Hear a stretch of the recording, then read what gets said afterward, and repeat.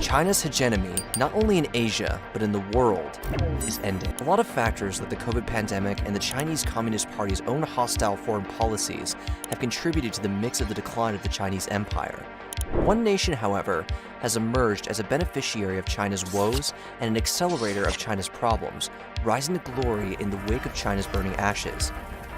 That nation is none other than the Asian country of Vietnam. Vietnam is emerging as a low-cost alternative to China. The opportunity in Vietnam is huge. Since November 2022, we see a huge amount of foreign investors coming back to the market. With a plentiful workforce, the government opened its doors to high-tech companies, looking to bring them from China, where a worker's average salary is 3 times that of Vietnam. When you consider the rating which Vietnam is on, it's a very attractive market for the long term. Vietnam, which is one of 12 nations in the pact, is positioned to hugely benefit economically. The agreement could also loosen Vietnamese ties with China. The world is now abandoning China as companies like Nike, Adidas, and Samsung are choosing Vietnam over China. It legitimately seems like China's day in the sun is over, and Vietnam's glory days are just beginning. In today's video, we will be going over exactly why this is happening and how Vietnam is checkmating China. We will discuss Vietnam's rise to power and the factors that have given it an edge over China in recent years. Lastly, we will discuss China's role in all of this, and if truly the Great Dragon of the East is down for the count, or if the world's media is rushing to make an early verdict on a battle that still has life in it. So without taking much time, let's get into it. As we do that, please take a second to like this video and drop a comment on the next topic you'd like us to cover. By liking the video, you can help push the ever-hostile YouTube algorithm in our favor. These videos take time and effort to make, so your response as a community means a lot to us, something we're grateful for. Okay, now let's get to talking about Vietnam. We know some of you might be surprised to hear that Vietnam is well on its way to becoming a global economic giant, but to be fair, this was a long time coming.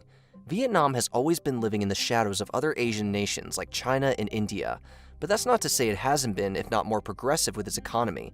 In the past 30 years alone, the nation has undergone a transformation, and poverty reduction has played a fundamental role in bringing the nation to where it is today. As reported by the World Bank, the poverty headcount in Vietnam fell from nearly 60% to 20.7% in the past 20 years. That is miraculous growth if nothing else.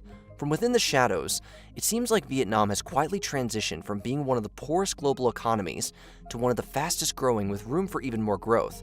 Let's trace this progress path now, shall we?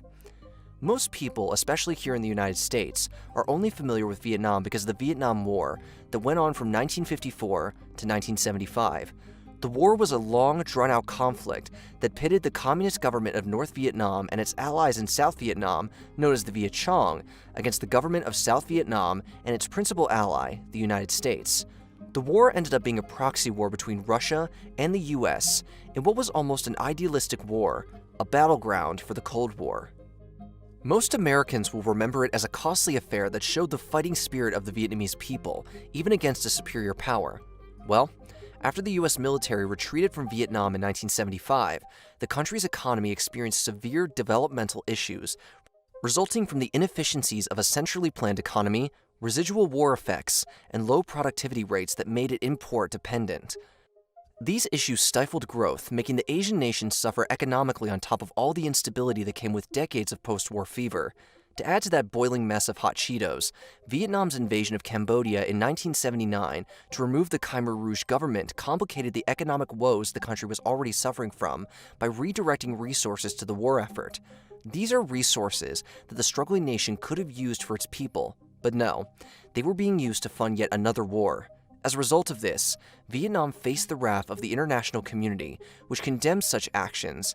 In fact, the US went as far as to impose sanctions, a situation that only served to further collapse the Asian nation. All these economic deficiencies and global tensions resulted in Vietnam's economy being one of the poorest in Asia, with a GDP growth rate of 2.8% in 1985 and a 378% inflation rate in 1986. One could say that reaching this bottom barrel of poverty is what inspired change to come. This is because in 1986, the Vietnamese Communist Party, or VCP as we'll be referring to it, set out to transform its economy. We suppose they woke up one day and decided that enough was enough and that it was time for a change. The VCP then shifted the economy from a centrally planned model to one that utilized market forces to allocate resources. The reforms, popularly known as Dongmua, encouraged private industry, recognized private land rights, and abolished collective farming. The main thrust of the Dongmua was to promote a multi-sector economic system, emphasizing the state sector while encouraging the private sector. To achieve economic integration, the open door would be implemented gradually in order to stabilize the political and social situation. Dongmua, in its early stages, was focused mainly on the removal of self-imposed barriers to progress and the utilization of various market-oriented measures, including liberalization of the domestic market, encouragement of foreign district investment and the private sector, and reduction in subsidies to state-owned enterprises. These changes, along with Vietnam's military withdrawal from Cambodia in 1989, set the country on a course toward one of the quickest and most impressive periods of economic development in world history, an achievement whose successes we are discussing now. Let's address something that's been on my mind before we move forward. After watching my videos or other YouTubers' videos, I'm sure some of you guys have thought about starting your own channel. One of the biggest hurdles people face when starting a YouTube channel is that they are not comfortable showing their face in videos. Not everyone wants to give up their privacy and be in the public eye all the time. That's one of the big reasons why our videos are made in a documentary style. The craziest part is, people still love the videos, as you can see from the fact that we recently crossed 1 million subscribers. In fact, there are millions of faceless YouTube channels making content and earning ad revenue. In just the last 3 years, YouTube has paid out $70 billion to creators. That's around $60 million every single day. So if you're someone who's interested in starting a YouTube channel, right now is the perfect time. That's why we've launched a completely free 7-day email crash course on how to start and grow a faceless YouTube channel. If that's something you're interested in, you can sign up now for free by clicking the link in the description or scanning the QR code on the screen. All right, now let's get back to the topic at hand. In 1986, when the VCP first implemented these reforms, Vietnam was one of the poorest countries in the region, with a poverty rate above 70%. That means that over 70% of the nation's citizens were living in abject poverty. That's 1 in every 10 people. That is quite the number. However, by 2020, this rate had declined to 5%, as in 0.5 people for every 10. That is quite an improvement. Also, as a result of the reforms, Vietnam went from a country faced with perpetual food shortages to, in 1989, for the first time, exporting 1.4 million tons of rice. It has since remained a rice exporter. In 2008, it exported 4.7 million tons, becoming the world's second largest rice exporter after Thailand. Indeed, Vietnam's exports were instrumental in stemming the threat of a severe international food crisis in early 2008. Vietnam hasn't looked back since, with it in 2022 being the 3rd top rice exporter in the world. It's very clear to see that the VCP's reforms have had such an impact on the nation.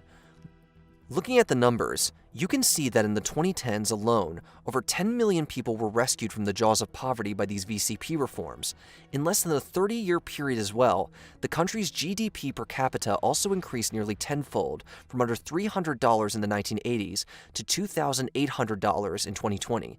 Let's be honest, if the world was a classroom, Vietnam would definitely be getting the prize for the most improved student. A lot of factors over the years have contributed to Vietnam becoming what it is today, and all this has led to the nation becoming one of the best investment places of the new age. The small nation has become a key part of the global supply chain, for textiles becoming an alternative, in some cases a better one to nations like China and India.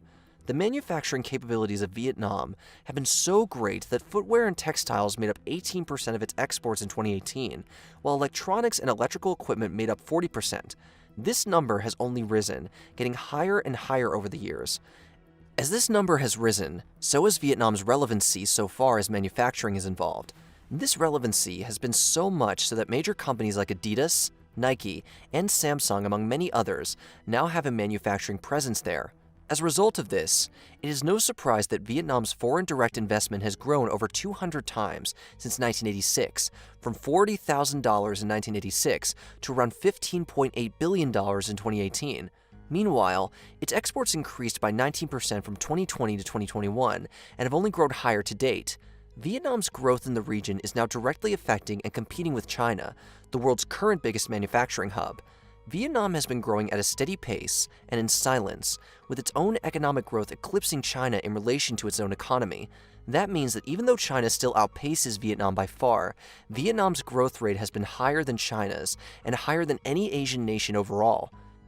Take a look at this table of growth projections in Asia. Vietnam leads the pack while China's own growth is slowing down.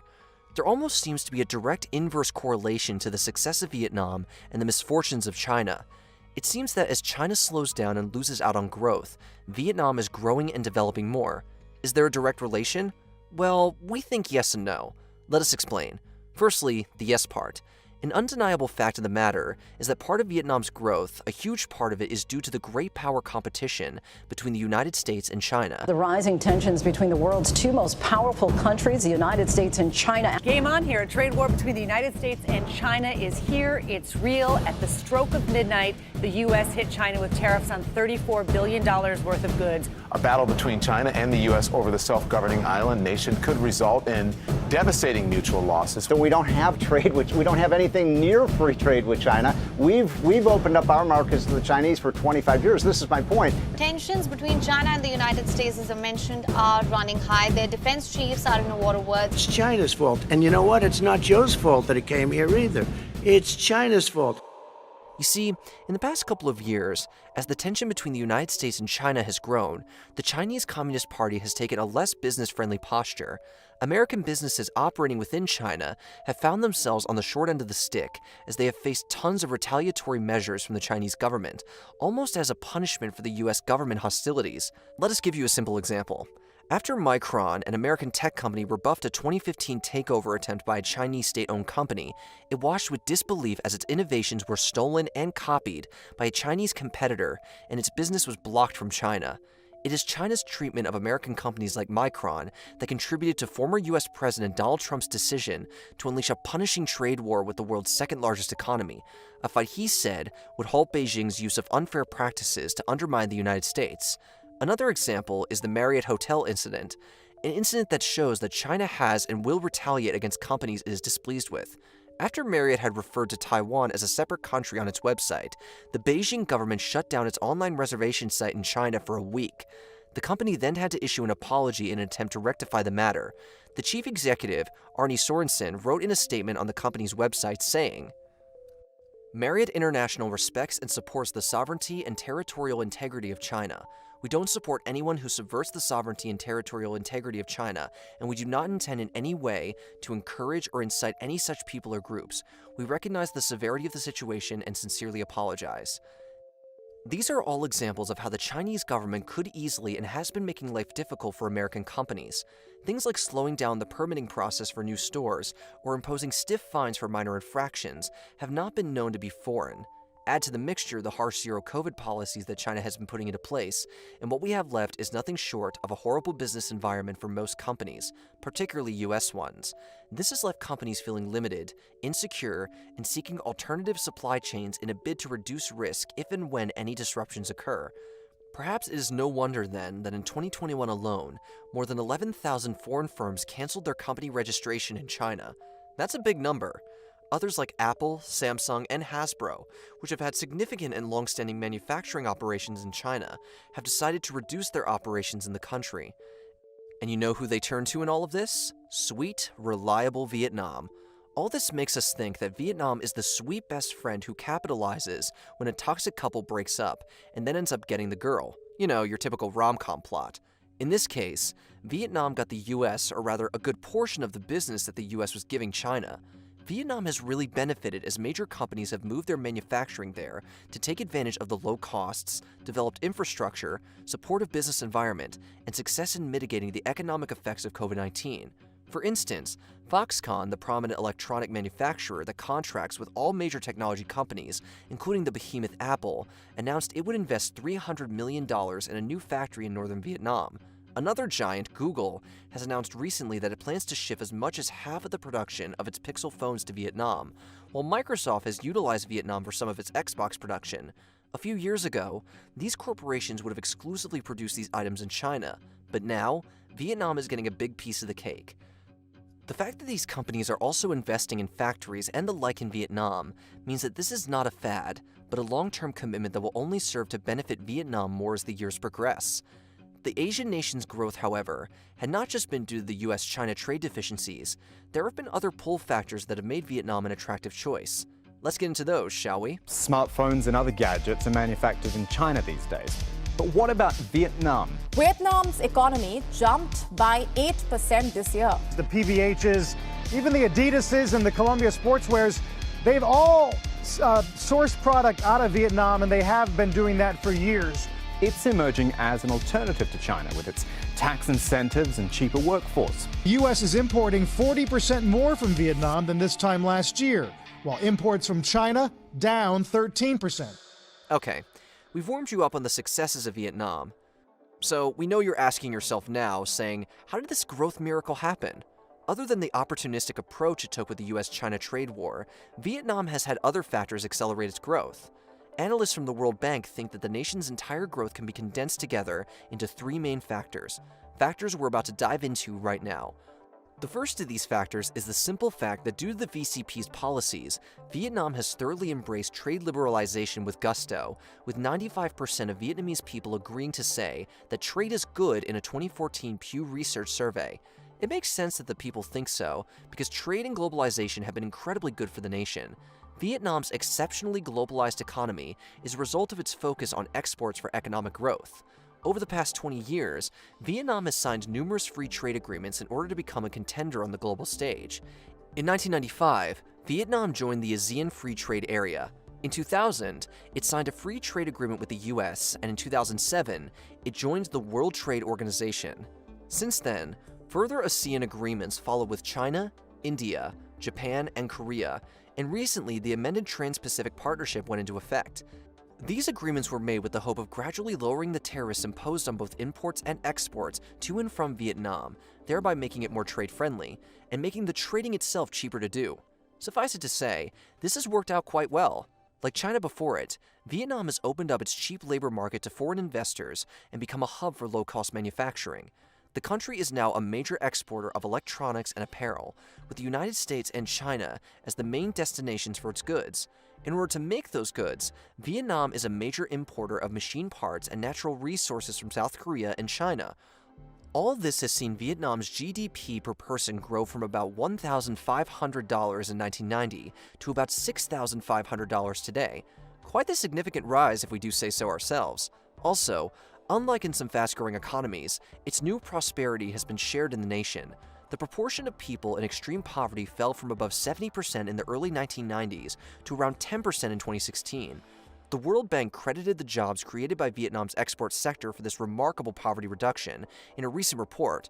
Perhaps most importantly, the economic growth was fairly inclusive. According to the World Economic Forum's Inclusive Development Index, Vietnam is part of a group of economies that have done particularly well at making their growth processes more inclusive and sustainable. Women, too, fared better. Their employment rate is within 10% of that of men, notes the World Bank, and women-led households are less likely than those by men to be poor, although inequalities remain. That's the kind of growth that's admirable. Oddly enough, even as Vietnam is checkmating China by taking business from them, data from the General Department of Customs shows that in 2022, China was Vietnam's largest trading partner with a total two-way trade turnover of $175.57 billion. This is a lot of trade being had there. This was followed by the US, who had $123.86 billion, the Republic of Korea, who had $86.38 billion, and Japan, who had $47.61 billion, all worth of trade. Trade between Vietnam and the US has been particularly good, with Vietnam being one of the top 10 largest goods trading partners of the United States. The total two-way trade value of goods in 2020 with the US was $89.5 billion.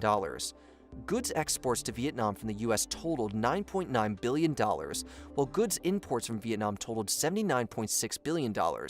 This figure has only risen with time, as in 2021, Vietnam exported $99.3 billion to the United States. The main products exported from Vietnam to the United States were broadcasting equipment $17.4 billion, other furniture $6.23 billion, and seats worth $4.53 billion, among other things. Don't find these objects surprising. It's simply what the US mostly imports from Vietnam. In fact, in the past month, the top 3 US imports from Vietnam, also by value, were cell phones, related equipment, computers, and furniture parts. We had to mention that for those of you who might have been surprised that the US imports furniture and seats. In 2022, the total two-way trade value between the nations was, as we mentioned a second ago, $123.86 billion. We emphasize this to show you just how much these trade figures keep going up as trade between the two nations keeps improving year after year. So yes, we think it is quite safe to say that trade and globalization has been an important tool that Vietnam has managed to use in its favor. The second factor that Vietnam has going for it is that through its own domestic policies and extensive reforms, the nation has managed to put in place business-friendly regulations, all while lowering the cost of doing business in the nation. While trying to make foreign-friendly policy, the government's drive towards an open economy also included domestic reforms that targeted matters of governance from the inside.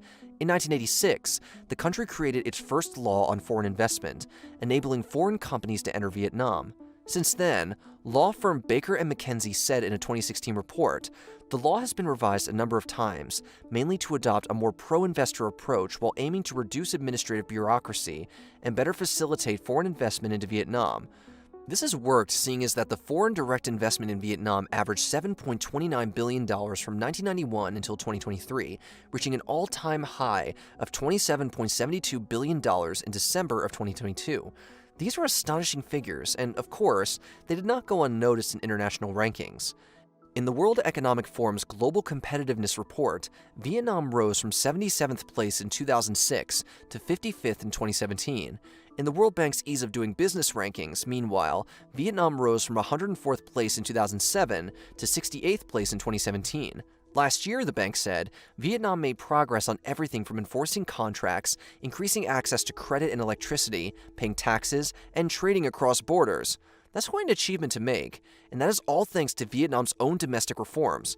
Finally, the last factor that has contributed to the nation being where it is today is the fact that Vietnam has invested heavily in human and physical capital, predominantly through public investments.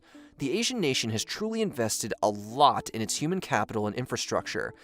Facing a rapidly growing population, one that stands at just under 99 million today, half of whom are under 35 and up from 60 million in 1986, Vietnam made large public investments in primary education. This was necessary as a growing population also means a growing need for jobs. In addition to this, Vietnam also invested heavily in infrastructure, ensuring cheap mass access to the internet. This might sound minor, but with the Fourth Industrial Revolution knocking on Southeast Asia's door, having a sound IT infrastructure in place is essential preparation. At the end of the day, looking at Vietnam, one can see that those investments have paid off. Armed with the necessary infrastructure and market-friendly policies in place, Vietnam became a hub for foreign investment and manufacturing in Southeast Asia. Japanese and Korean electronics companies like Samsung, LG, Olympus, Pioneer, and countless European and American apparel makers have set up shop in the country, only serving to increase the nation's economic benefit. In fact, due to the infrastructure and labor investments in the nation, Vietnam is the fourth largest textile exporter in the world. That's quite the achievement for such a small nation. The amount of their exports is estimated to be over $38 billion.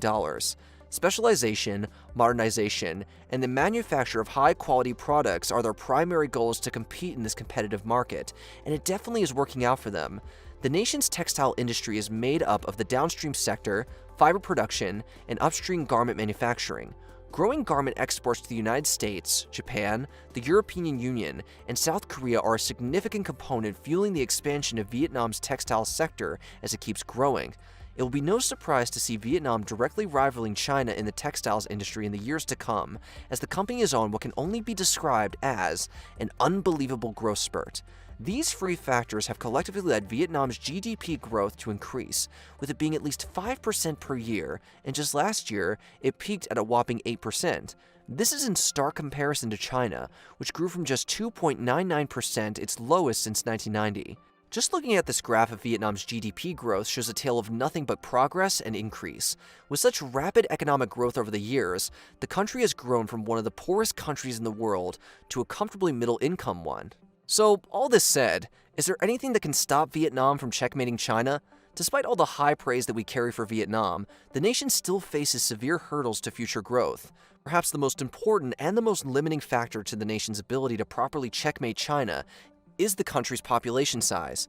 Quite frankly, it will never amount to more than a fraction of China's. You see, Vietnam is slightly less populous than China's southern Guangdong province. The birthplace of Chinese special economic zones in 1979, and still a key component in its manufacturing, Foxconn even had its flagship campus in Guangdong, while Chinese tech giants Huawei and ZTE are headquartered there. These companies are centralized there mainly because of the province's easy access to Hong Kong and coastal ports and access to the Chinese labor pool. Vietnam, on the other hand, has none of the benefits that come with being a province of a vast, economically diversified nation with the world's largest workforce. That's where they start to lag behind. According to a Beijing national census conducted in 2010, around 1/3 of Guangdong's population of 104 million were migrants from elsewhere in China.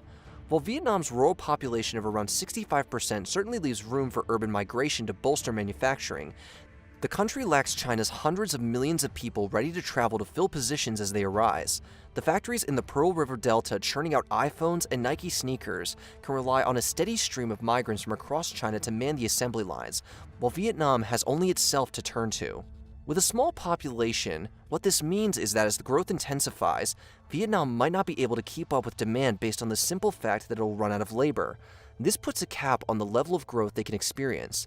In addition to this, in comparison to China, Vietnam's workforce is relatively low-skilled, and its energy supply is having a hard time keeping up with demand. And although the country has made significant advances in infrastructure development, it still ranks 47th out of 160 countries in this regard. That's yet another setback to Vietnam's plan to checkmate China. We know that some of you are asking yourself, other than labor shortfalls, can anything stop Vietnam's ascent to the top of the Asian food chain? Well, just like with most things, yes and no. With the appetite for globalization on the wane in many parts of the country, Vietnam looks particularly vulnerable, and with good reason. Vietnam's exports are worth 99.2% of its GDP. Yes, 99.2%. Just to further clarify that figure, what we're saying is that Vietnam's whole economy is basically based on foreign investment and trade. If anything at all were to hinder supply chain movements, or if the foreign policy of its top trading partners shifted against it, Vietnam would be stuck in some very hot and unpleasant soup. This is a real possibility given how geopolitics and the political economic landscape are always shifting. However, for now, Vietnam looks to profit from rather than be hurt by increasing global trade tensions that constantly rock our fragile world. Despite Vietnam making ground on China's economic territory, the truth of the matter is, China's advanced supply chain and supplier network, driven by the government's long-term national policies, make it a manufacturing giant. At present, no one country, including Vietnam itself, can fully replace China's manufacturing capacity. Let's take a moment to assume that in some way, Vietnam could bridge this gap and replace the Dragon of the East.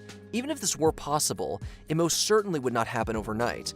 This is a process that will take time as businesses figure out which parts to relocate and how to navigate those waters. It will likely be messy to begin with, but processes will get easier over time if they were to happen at all. So you see, it's a yes and no situation. Looking inward, Vietnam's government has been pushing to move from being a low-tech manufacturer to high-tech manufacturing. Recent investments from Intel, Samsung, and UAC show that there is immense potential in the country. And while it is safe to say that Vietnam can't absorb all of China's manufacturing, it is well positioned to take on more production, along with other countries in the region, and to play an important role in global value chains. We believe the best way to tell the tale of this Asian country is in this one statement: Vietnam is growing at its own pace and its own way. Whether it will truly eclipse China or not is something that time will tell. This is Taiwan. This small island nation is filthy rich. When you look past the geopolitics that Taiwan is constantly dragged into and dare to shine the spotlight on its economy, what you get is this. Taiwan. Industrial output rose 4.5% in August. The outlook for Taiwan's economy. Taiwan has benefited from export, which has benefited the economy as a whole. Taiwan even emerged as the second fastest growing economy in Asia after Japan. Taiwan grew its economy by more than 3% last year, growing faster than mainland China for the first time in decades. Taiwan has become a very rich nation over the past few decades, becoming home to many crucial companies that the world simply cannot exist without. Its economic transformation from being a poor colony to being a powerful rich nation with powerful rich friends is one of the ages, and it deserves proper detailing, something we're going to do today. Throughout this video, we will examine the economic and political history of Taiwan, the reforms it has put into place over the years, and just how it has become richer than China. So buckle up, this is going to be an interesting story about an interesting nation. Do you know what else is interesting? The fact that by pressing the like button, you can help push the reach of this video on the algorithm. So please, take a second to like the video. It would mean a lot to us if the work we do gets to be accessed by more and more people who can learn from it, globally. Right, let's get back to the basics. In order to understand the present state of the nation, we need to start by looking at its past and what it is that paved the way for modern Taiwan to be where it is today. So let's have a crack at it. Looking at the history files, you'll find that very little is known about Taiwan before the 17th century when the Dutch arrived. When these Dutch came to the island nation in around 1622, they found a population mix of mainly the Austronesian Aborigines and a sprinkling of Chinese and Japanese people. The economic structure that existed at the time comprised the Aborigine women practicing subsistence agriculture, while Aborigine men harvested deer for export. As for our handful of Chinese and Japanese people, the Chinese, most of them were merchants and they exported, surprise surprise, deer skins in exchange for salt and other basics. It was a simple economy done at a humble scale, but when the Dutch came, they decided to kick it up a notch. They built a harbor and their first fort in what is now present-day Tainan City, cementing what was already a trading ground as an important economic port. As time went by and the Dutch secured control over Taiwan, they made sure to benefit from the economy. They mostly didn't interfere with the economic ways of the people, but through taxation and new forms of agriculture, they made sure to benefit from the nation. The Tainan Harbor, on the other hand, as expected, grew in importance as an international entrepot. As more people, mostly Chinese, flocked to the bustling Taiwan from nearby shores, the island started growing more rice and sugar, with the latter soon becoming Taiwan's primary export. Even when Koxinga, a Chinese-Japanese sea lord, drove the Dutch off the island in 1661, the nation continued to grow its agriculture bit by bit, with minor changes taking place in the political arena, but economic growth being cemented either way. One thing to note was that all this time, the Chinese population was slowly growing in the nation. This is not surprising given where Taiwan is in reaction to China. Here's a reminder. When the Qing dynasty, the last imperial dynasty in Chinese history, rose, it defeated Koxinga's grandson and took control of Taiwan in 1683. This is when Taiwan was integrated into the Chinese Empire. It will remain a part of the Chinese Empire until it was ceded to Japan in 1895. Some will say it still is part of the Chinese Empire, but we will get into that later on. The Qing government originally saw control of Taiwan as an economic burden that had to be borne in order to keep the island out of the hands of pirates. In the first years of occupation, the Qing government shipped as many Chinese residents as possible back to the mainland, as they saw it as a non-crucial and non-productive area. Yes, the very same Taiwan that now has a higher GDP per capita than China was once viewed by China as useless. Talk about how tables turn. When the Qing dynasty started shipping Chinese people back to China, the island lost over 1/3 of its Chinese population. China viewed Taiwan with such discontent that travel to Taiwan for anyone who wasn't a male migrant worker was made illegal until 1732. This facilitated illegal immigration to China. Putting together the slow but natural increase of the population and the heavy illegal migration of people, the Chinese presence kept growing in Taiwan. Those who were on the island pushed the fold of economic progression in agriculture and entrepreneurial tasks. The original Aboriginal people learned also from these skill sets, and that further drove economic progression on the land. Remember when we said that Taiwan had become a primary sugar producer during the Dutch era? Well, the nation went on to prosper during a sugar boom in the early 18th century, but afterward, however, its sugar industry struggled. You see, the sugar farms and sugar mills remained in Taiwan's small-scale operations. When they had to compete against foreign production, they came up short, and hence the primary exports suffered. This led to the country becoming poorer, with particular emphasis on the south of the nation, where most of the sugar mills and sugar production had been taking place. Just like every empire and colonizer, the Qing dynasty was not to last forever. However, something happened during the last years of the Qing dynasty's rule in Taiwan that forever changed the landscape of modern global politics. You see, the Qing dynasty made Taiwan a full province of China. That was a claim that for the next decades and in the next decades to come, and still to this modern day, will be a source of contention and massive geopolitics. After having passed through the hands of the Dutch and the Chinese, Taiwan eventually passed through the hands of the Japanese after the Sino-Japanese War. Japan's time ruling over Taiwan is particularly memorable because during this period, Japan endeavored to modernize the small island nation. You can say that Taiwan benefited a lot because it was basically Japan's first attempt at colonialism, and they virtually wanted a little Tokyo in Taiwan. When the dust settled, economically speaking, the experiment was a raging success. By the time the Japanese left, it had successfully established order, eradicated disease, built infrastructure, and created a modern economy, the basis of what we have now. In fact, at the peak of its colonial period under Japan, Taiwan was the most advanced place in East Asia outside Japan itself.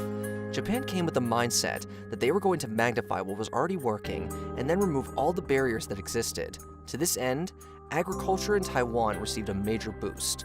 The policymakers in charge put a lot of emphasis on agriculture, as it was the backbone of Taiwan. Through various policies, they improved rice production with new seeds and farming techniques, to the point where there was more than enough internally and exports started again. Although sugarcane continued to be grown mainly on family farms, sugar processing was modernized and sugar once again became Taiwan's leading export, further adding to the development of the economy. As Japan continually modernized Taiwan, large Japanese refiners holding regional monopoly power came to control the industry, pushing it to its limits of development. This, however, did not take the small refineries out of business, but it did mark a period of change and transition. Despite the modernization that Taiwan was going through, Taiwanese sugar remained uncompetitive on the international market. It, however, was sold duty-free within the protected Japanese market, meaning that it always had a market and it had one at competitive prices. At this time, all the new farming methods introduced by the Japanese also bore dividends, as rice quickly rose to become Taiwan's second major export crop.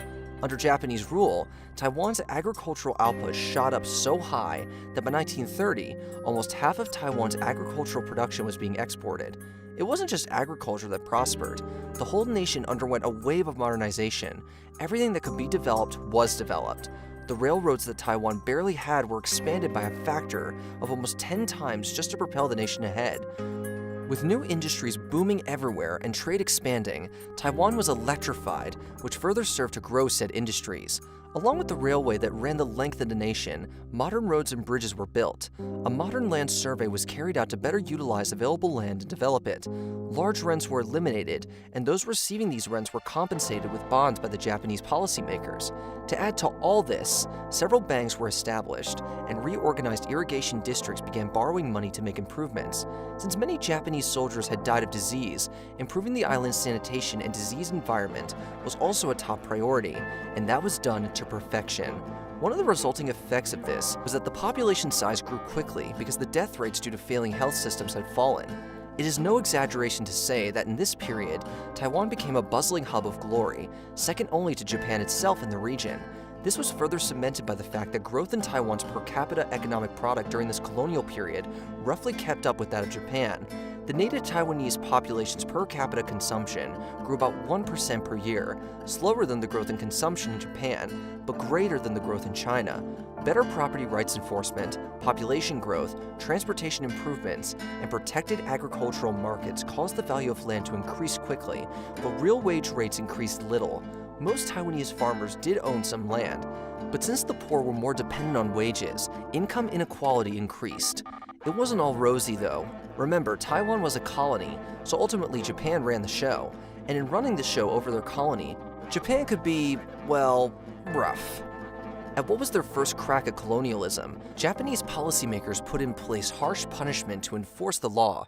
They basically made sure everyone knew who was running the show, and that the show would run smoothly. Perhaps what is critical to note in Japan's time ruling over Taiwan is the dilemma of colony versus territory.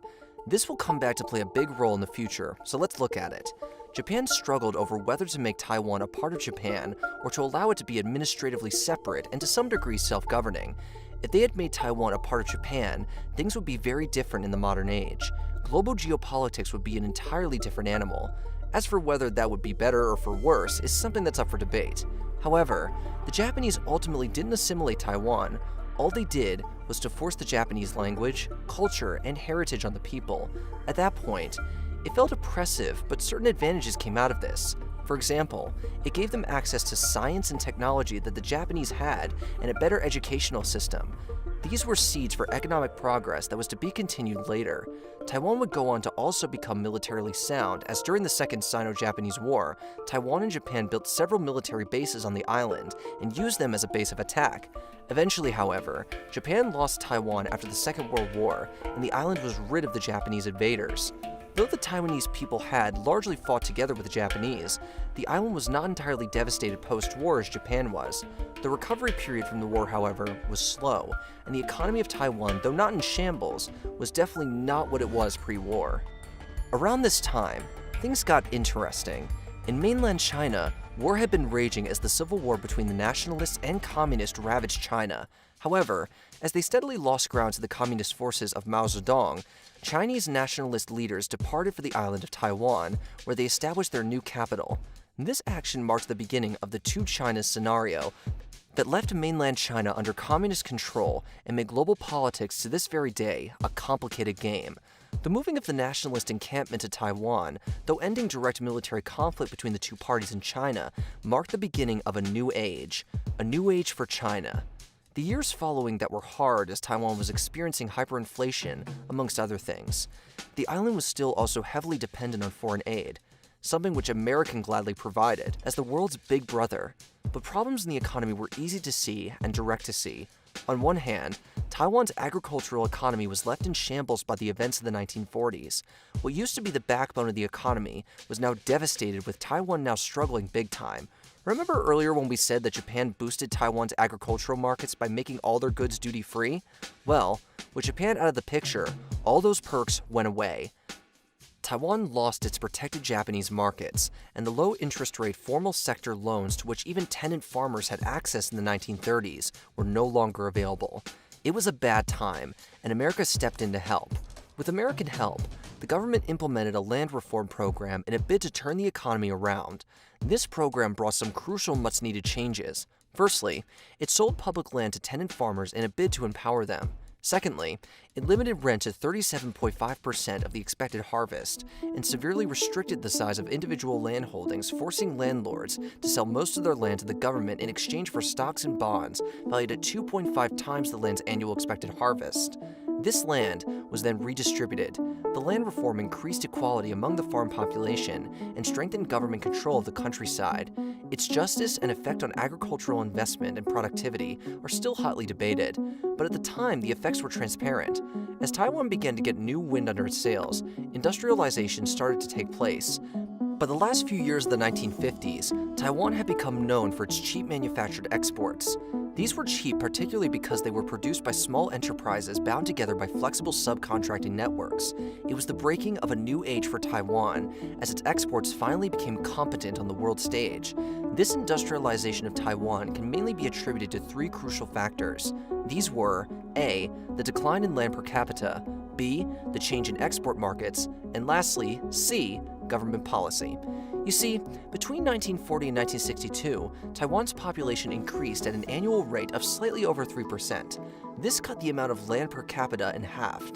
Taiwan's agricultural exports have been sold tariff-free at higher than the world market prices in pre-war Japan, while Taiwan's only important pre-war manufactured exports, imitation Panama hats, faced a 25% tariff in the US, their primary market. After the war, agricultural products generally faced the greatest trade barriers. As for government policy, Taiwan went through a period of import substitution policy in the 1950s, followed by the promotion of manufactured exports in the 1960s and 1970s. Subsidies were available for certain manufacturers under both regimes.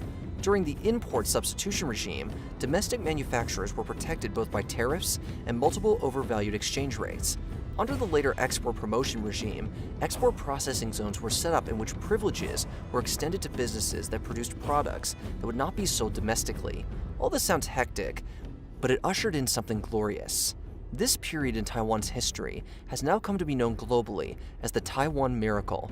In a nutshell, the Taiwan Miracle was a period in the late 20th century when Taiwan's economy experienced an unprecedented growth rate, with the country also witnessing rapid industrialization. Taiwan's gross national product recorded an explosive growth of a staggering 360% from 1965 to 1986. Imagine that! Even more impressive was the country's global industrial production output, which grew by 680% in the 1965 to 1986 period. Collectively, the Taiwanese miracle can be attributed to government policy and reform. The government made the business environment flexible, allowing domestic companies to quickly adapt to changes in the international market, in a special brand of capitalism, where the government completely protected the market. the Taiwanese government also focused on importing the latest industrial technologies from foreign countries, an act which accelerated the development of the country. The enabling business environment and political goodwill from the government to support businesses triggered a mass exodus of businesses and firms from mainland China who settled in Taiwan. The movement of businesses also brought with it Chinese business elites and intellectuals to the island, which further aided the development of the land. The country had a mostly uneducated and undereducated population, which was also quite young, and this population offered cheap labor to the domestic companies. Cheap labor meant that Taiwan-based companies had low production costs, resulting in high profits. I mean, who doesn't like cheap labor? There is a dark side to that, but that's a story for another day. As we said a few minutes ago, the United States also played an essential role in the growth of Taiwan during this period and sent to the island nation financial aid amounting to $4 billion between 1945 and 1965. Look, we know you can't send us $4 billion in assistance, but please don't forget to drop a like and maybe comment on the video. Maybe we can have our own Business Basics miracle of 2023. American assistance to Taiwan during this period also came in the form of military and food aid.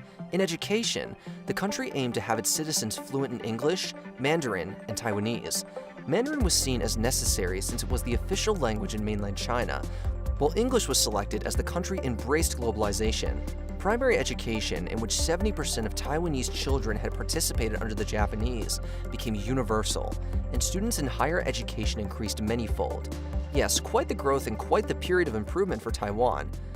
That period ushered it into the modern age of technology and innovation, something Taiwan completely blew out of the park.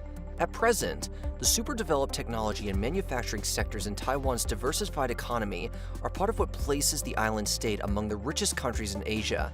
In fact, Taiwan is known as one of the 4 Asian tigers for its high-growth economy. The 4 Asian tigers are the high-growth economies of Hong Kong, Singapore, South Korea, and Taiwan. Fueled by exports and rapid industrialization, the 4 Asian tigers have consistently maintained high levels of economic growth since the 1960s and have collectively joined the ranks of the world's wealthiest nations. Hong Kong and Singapore are among the most prominent worldwide financial centers, while South Korea and Taiwan are essential hubs for the global manufacturing of automobiles and electronic components, as well as information technology. Speaking of information technology, it's impossible to talk about just how much of a powerhouse Taiwan is now without mentioning that this is one sector that they completely dominated the world in with their semiconductors. We have made a video on this before when we spoke of America punishing China, but there are still a lot of elements we never touched on regarding Taiwan, so let's get into it.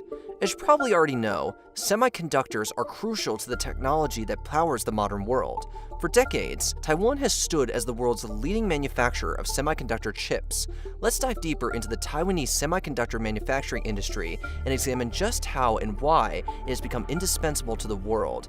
Most of the microchips that we use come from Taiwan, or at least go through a process in Taiwan. This has become a huge prop for the economy and will remain that way for decades to come. Most of that comes from one root, the Taiwan Semiconductor Manufacturing Company, the world's largest and most valuable semiconductor manufacturer. The Taiwan Semiconductor Manufacturing Company, more popularly known as the TSMC, is one of the 12 largest companies in the world. At present, it has a market cap of $482.85 billion, but plainly, it's just an economic powerhouse. TSMC was founded by Morris Chang, a Taiwanese American in 1987. Capitalizing off the Taiwanese miracle to try and cement something long-lasting, Morris Chang began a move that now has him referred to by most as the father of semiconductors.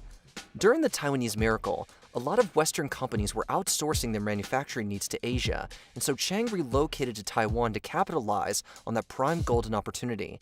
After setting everything up, TSMC opened its first fully owned semiconductor fabrication foundry in 1990.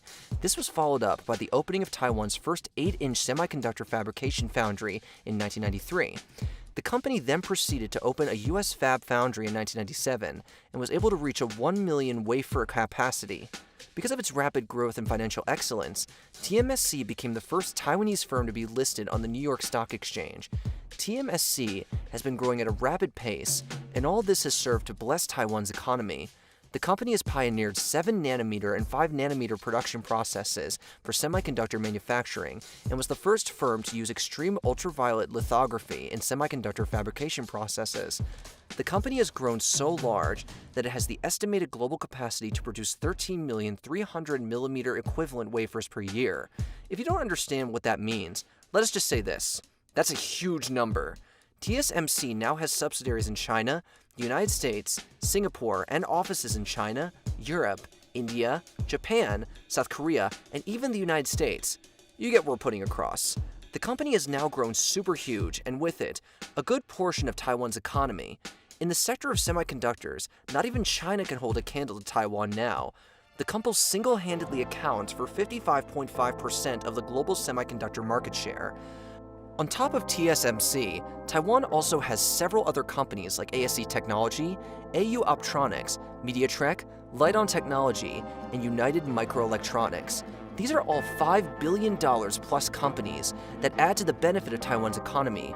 Year by year, these companies widen the margin between Taiwan and China, making Taiwan an unstoppable force not only in the region, but in the world. Pound for pound, Taiwan's already richer than China. An easy metric that brings us to this conclusion is GDP per capita, a universal measurement. GDP per capita is a popular metric for the average prosperity and well-being of a country.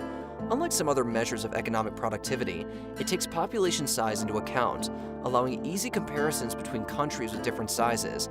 That is why, when we take into consideration economy sizes, GDPs, population sizes, and wealth distribution, per capita income is a more accurate measure of a nation's economic progress. You see, even if a nation may have a high GDP and large population, its residents may not necessarily have high standards of living. This is the case that we see in a lot of countries, including China itself. Using this, we can very clearly and in an unbiased way state that Taiwan is far richer than China. In fact, as of 2022, China's GDP per capita was approximately $12,814. Taiwan's, on the other hand, was almost 3 times as much at $32,756. That makes Taiwan one of the richest Asian countries, far outpacing China so far as GDP per capita is concerned. Don't shoot the messenger, the numbers say so. However, with just GDP in consideration, China takes the cake. As Taiwan's economy grows and the country becomes richer, the more they become less reliant on China. Because of the diplomatic problems between Taiwan and China, Taiwan is slowly making its break from China and its markets. As Taiwan grows in economic strength to someday soon rival China, it is pretty much breaking any big brother, little brother bond. So what are these signs that China and Taiwan are starting to sever bonds? Call it a decoupling as you will. Well, according to Taiwan's Investment Commission, Taiwanese realized investment in China has plummeted from $9 billion in 2017 to just $1.7 billion in 2022. What this simply means is that China's investment in Taiwan has steadily reduced at the same time when other countries' investment in Taiwan has increased. China is now far eclipsed by nations like the US and Netherlands, who have built closer relations with the island nation. Using completed statistics from 2022, you can see that the officially recorded investment data shows that China accounted for 34% of Taiwanese firms' worldwide investment in 2022, followed by 31% of Southeast Asia and India, and 13% of the US and Europe. This is in sharp contrast to a decade ago, when China accounted for over 2/3 of Taiwan's global outward investment. Again, all this reiterates the simple point that Taiwan and China are not growing economically at a consistent rate as was done in the past. What could be causing this problem or situation? Well, according to Taiwan's official survey report in 2022, it was explained that the growing competition from local producers, rising labor costs, and difficulty in developing China's domestic market are the main obstacles for Taiwanese firms doing business in China. Of course, these factors do not exist in a vacuum, and in tandem with other external factors, they all come together to contribute to the decoupling between the two nations. The data also tells us that Taiwan's investors are paying less attention to China and thereby focusing inward.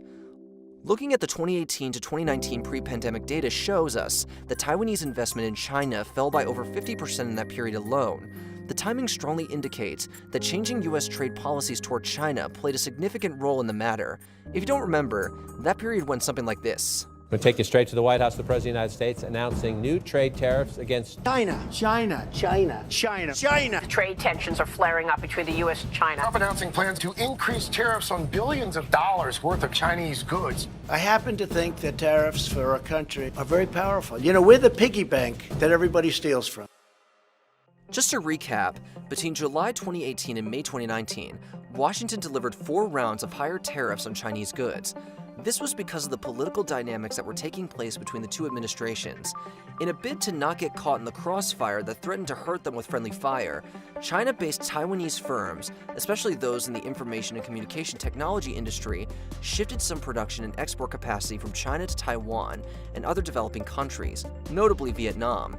Looking at data from the U.S. International Trade Administration shows us that American imports of computers and electronic products from Taiwan and Vietnam doubled from 2019 to 2022, whereas imports of the same products from China increased by only 10% during that period. Taiwanese firms also largely echoed President Trump's push to invest in the American manufacturing industry. In 2020, their investments in the U.S. rose by 650% to $4.2 billion.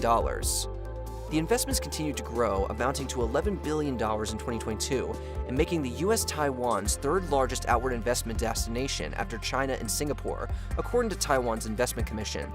So as we said before, as Taiwan decouples from China, it moves that much closer to its other allies and directs its efforts inward as well. This has been beneficial to Taiwan, making it much richer. The train of soiled US/China diplomatic relations has continued thematically, and Taiwan always stands as the first to benefit. Taiwan is so valued by its allies, particularly the US, that we have had incidents where US diplomats risk the wrath of China in the backing of Taiwan. Case in point, this. The Speaker of the U.S. House of Representatives, Nancy Pelosi, is in Taiwan. The most senior U.S. politician to visit Taiwan in 25 years, Nancy Pelosi, has said America will never abandon the island during a trip that's been condemned as a major provocation by China. China is accusing the U.S. of playing with fire. The meeting China did not want to happen. House Speaker Nancy Pelosi defying Beijing's stern warnings. A torrent of Chinese aircraft, missiles, and ships moved towards Taiwan as soon as House Speaker Nancy Pelosi left the island. While certain things like the US sanctions on exporting advanced semiconductor chips and equipment to China were a bit of a blow to Taiwanese companies' exports, the island nation's Ministry of Finance has had some interesting news. The figures show that the growth rate of Taiwanese exports of electronic products, including semiconductor chips to China and Hong Kong, has decelerated from 24% in 2020 and 2021 to 11% in 2022, but the growth rates of Taiwan's exports of electronic products to Southeast Asia and India accelerated greatly by 21% and 72% respectively. Quite the compensatory leap!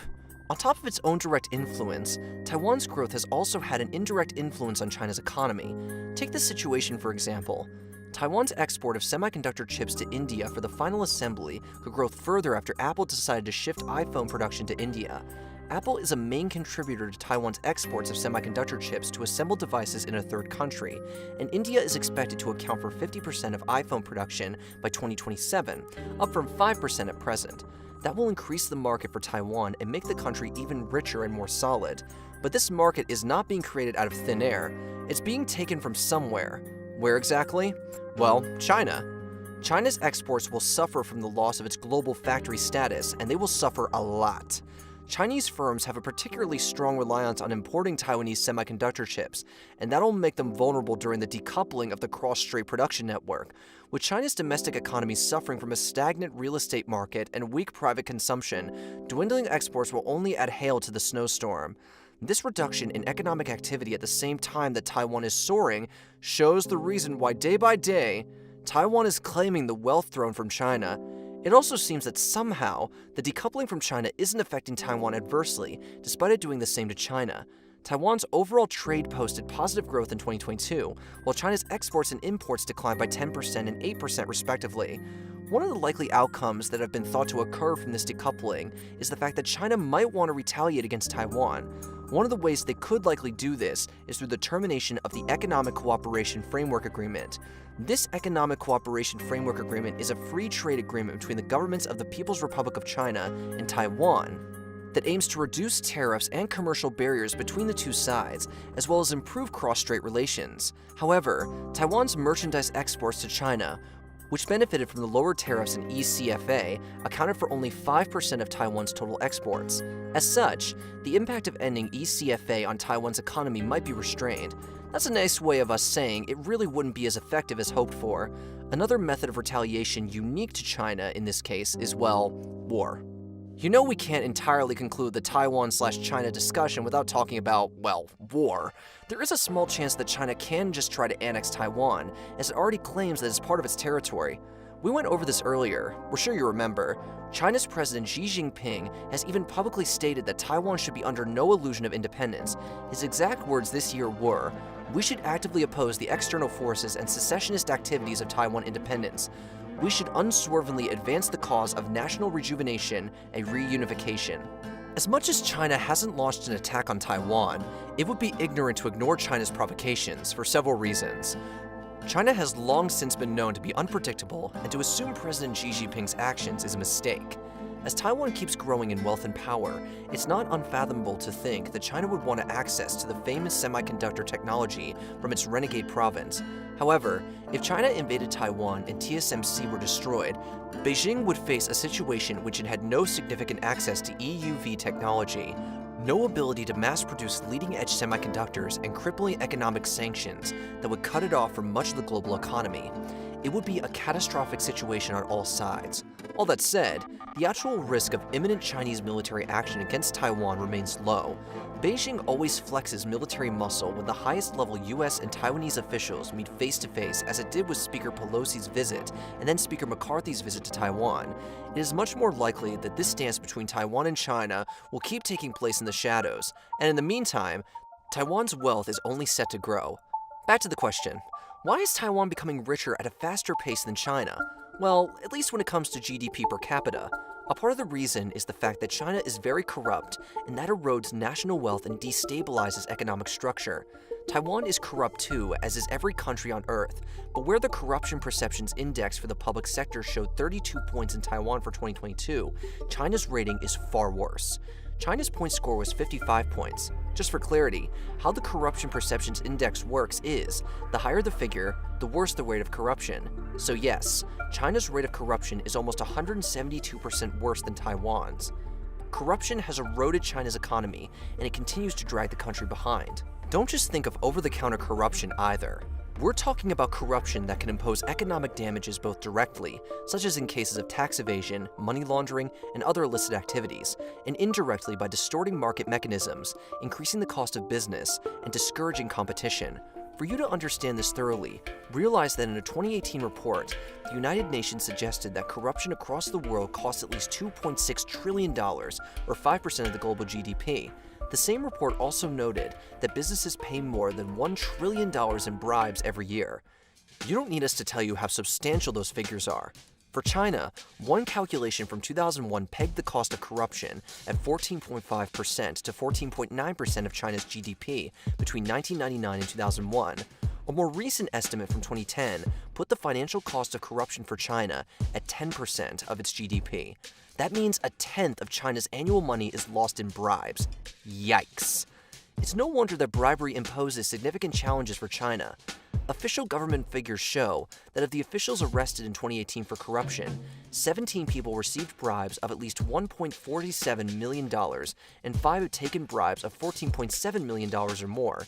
In one instance, the vice chairman of the Hebei People's Congress, Yang Chongyong, was found guilty of accepting bribes totaling roughly $30 million in September 2018 and sentenced to life in prison. The corruption and bribery don't just happen at the top level only. No, it's across the board. Bribes have also been shown to find their way into the hands of tax collectors, which has made eliminating tax evasion a challenge for Beijing. According to the World Institute for Development Economics Research, tax evasion costs China $66.8 billion annually. To help root out evaders, China implemented the Organization for Economic Cooperation and Development Common Reporting Standard that provides Beijing with information on assets stored overseas. It's a good measure, but it's not quite as effective. There's more though. China has also begun targeting the entertainment industry, where fake contracts have been used to evade taxes. In a recent high-profile case, Chinese actress Fan Bingbing and her companies received fines of $127 million in back taxes and penalties. All this is not something that goes unnoticed either. Chinese citizens have consistently ranked corruption among their top concerns in various surveys. The 2013 China General Social Survey, for instance, stated that over 71% of respondents felt corruption was extremely serious or very serious. A 2016 Pew Research Center survey noted that 49% of respondents reported that corrupt officials are a very big problem, significantly higher than other concerns, such as the country's wealth gap and crime. Results from earlier Pew studies show that this concern is persistent, with 50% of respondents in 2012 reporting that corruption is a very big problem. Of course, this is not to say that once you eliminate corruption, China's economy will boom exponentially. No. No one factor can exist in a vacuum, but it is important to note that when you compare the reasons Taiwan is progressing more and less corruption on the island is a contributing factor. So, at the end of the day, where are we with this? Well, for starters, China's meteoric rise that has seen it become this rich is very similar to the Taiwan miracle that occurred more than 4 decades ago. In actuality, those two events that have produced two giants share numerous characteristics. What China has now, factors like the availability of cheap labor among its population, political goodwill from a stable government, and the non-existence of trade unions, mirror factors that were behind the Taiwan miracle of the late 20th century. As much as Taiwan is wealthy and is still rising, it's hard to say that Taiwan as a nation is richer than China or that its economy is more powerful. No, China's economy is simply too large for comparison. Today, China's share of global GDP stands at over 18% when adjusted for price differences, the largest of any country. In a way, the rise of China has overshadowed the economic growth of Taiwan, which, like many countries, cannot compete against China in labor-intensive industries due to the diminishing availability of a cheap educated labor market in Taiwan. Taiwan, however, has found a solution, one created by finding its own niche, information technology. Taiwan, as we have been mentioning, has been investing into this sector heavily. As a result, Taiwan has become a major IT hub in the region, with the presence of Taiwanese technology being felt as far as in American Silicon Valley. In time, Taiwan could rise to the level of China. That time, however, is not now. The chances are there, though, but some things need to be done for Taiwan's success story to be complete. For starters, Taiwan must continue to increase its margin in the semiconductor industry to solidify its position in the global economy. On top of this, Taiwan must diversify its economy so that it has a lot of sectors that are thriving, and so that the economy cannot be drastically shaken by inconsistencies in any one sector. With the aid of trade partners like the US, Taiwan can grow beyond reason and limitations. Taiwan must also become more fully integrated into the international community, including joining the WHO to prepare for the next pandemic and becoming part of the Comprehensive and Progressive Agreement for Trans-Pacific Partnership to prepare for changes in the global supply chain. Taiwan's path towards a sustainable economic future depends not only on a capable government, a hardworking population, and a more global outlook, but also on the support of the international community. Taiwan cannot resist the gravitational pull of the Chinese economy unless like-minded democracies, which may all eventually face their own versions of Taiwan's China dilemma. As for how Taiwan will continue to develop relative to China, who knows? We suppose, as with all things, time will tell. Do you guys remember the Evergrande crisis? Things are not going to plan with China's economy. Collapse of the world's most Whatever indebted property developer. Now another developer named Country Garden is collapsing. Country Garden is 4 times bigger than Evergrande. So yeah, things are about to get much, much worse for the CCP. China's debt crisis may be the end of Xi Jinping. I'm not just saying that. This is something we can see happening in Chinese history over and over again. Every time a Chinese empire has collapsed, it's been because they were over-leveraged. Now, Xi Jinping's CCP is falling into the same cycle where the government and the economy is insanely over-leveraged. While this system of hiding debt and thinking about it later may have worked in the past, the same formula just doesn't work anymore. Left unaddressed, both on a national and international level, what we have now is complete and utter chaos. So, to better understand how China got here, let's start with a brief overview of its historic growth performance. But first and foremost, please hit the like button below, as my videos exposing the CCP always get downvoted by the CCP 50 Cent army. So your like helps us out a lot. Now, let's start. In 1978, China stood as one of the world's poorest nations. But there was a time before that when China was a global economic and technological leader in the pre-modern era, particularly during the Song dynasty around 1200. However, sometimes between 1500 and 1800, China began to lag behind Western Europe. This was well before the Industrial Revolution. The Great Divergence refers to the huge economic and technological disparities that emerged between the Western world and China in the 18th century. This period laid the foundation for the modern global order. During the Ming Dynasty, China was a global economic powerhouse. Its advances in agriculture, technology, and trade were far ahead of everyone else. The Ming Dynasty in particular was known for its naval expeditions, which reached as far as Africa. China was at the forefront of innovation, with inventions like gunpowder, paper currency, and the compass. The Qing Dynasty continued this tradition of economic strength, but over time, various factors began to erode China's supremacy. China's rapid population growth led to diminishing returns in agriculture. The government's reliance on silver as the primary currency drained the country of its wealth. Furthermore, the Opium Wars and subsequent treaties in the mid-19th century weakened China's power and control over its own economy. The Opium Wars in particular played a big role here. They were fought between China and the British Empire in the mid-19th century and made a profound impact on China's history. These wars stemmed from Britain's desire to continue trading opium in China, despite the Chinese government's efforts to ban the drug. British military strength resulted in China's defeat in both wars. The Treaty of Nanking and the Treaty of Tianjin were signed under duress, forcing China to make significant concessions to foreign powers. These treaties imposed heavy financial penalties on China.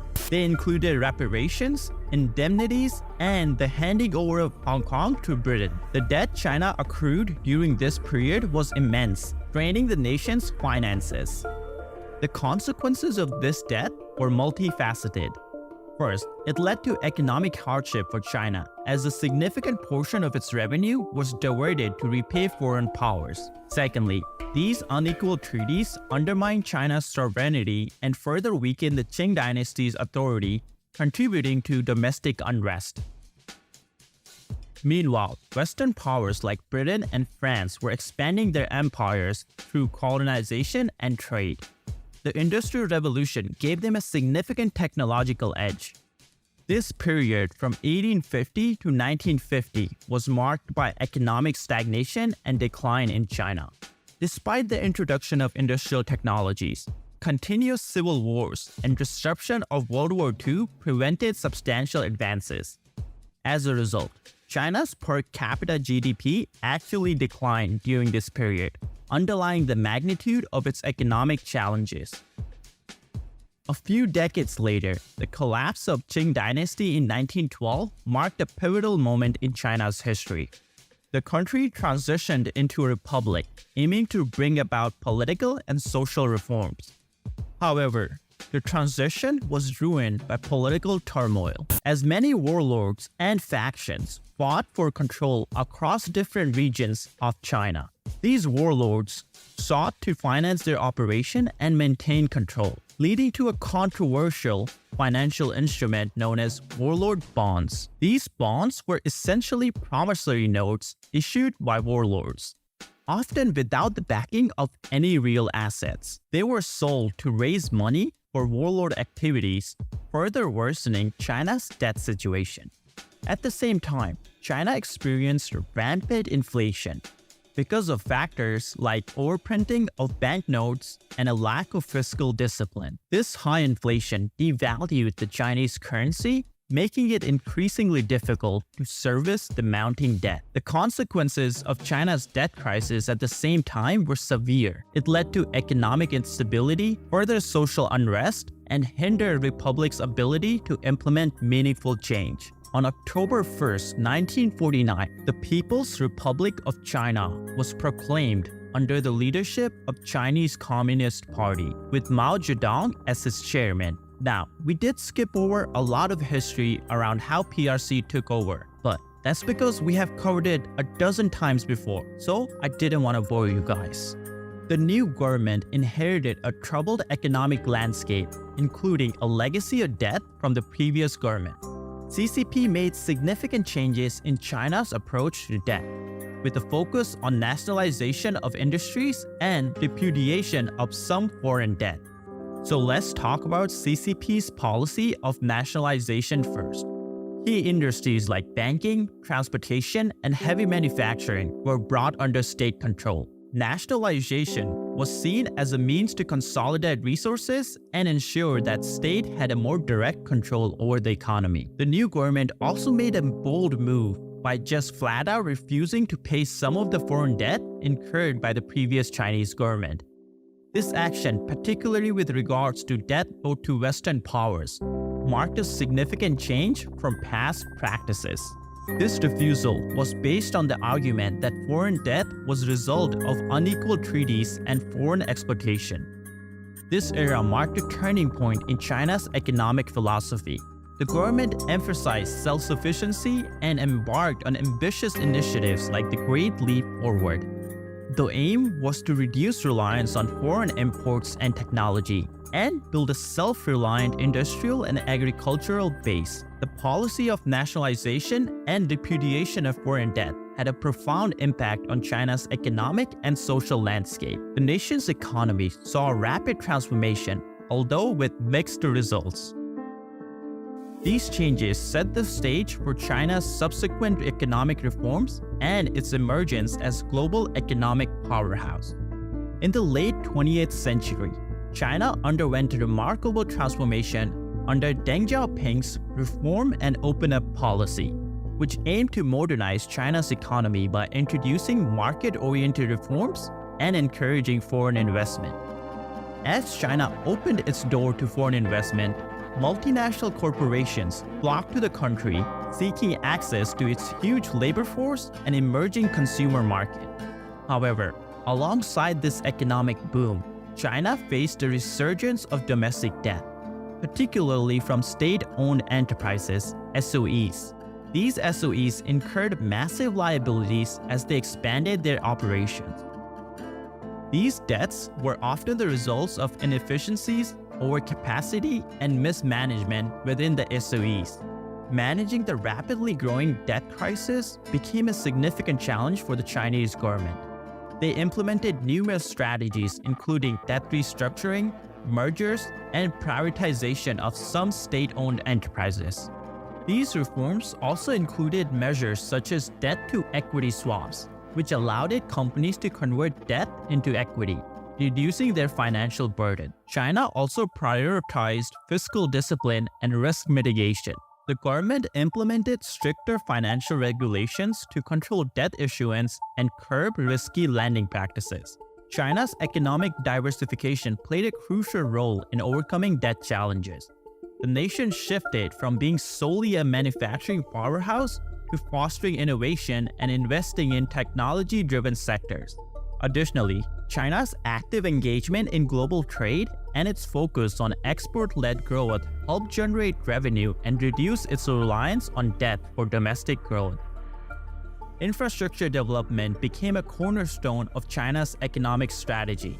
Massive investments in infrastructure projects not only stimulated the economy, but helped China project influence overseas through the Belt and Road Initiative.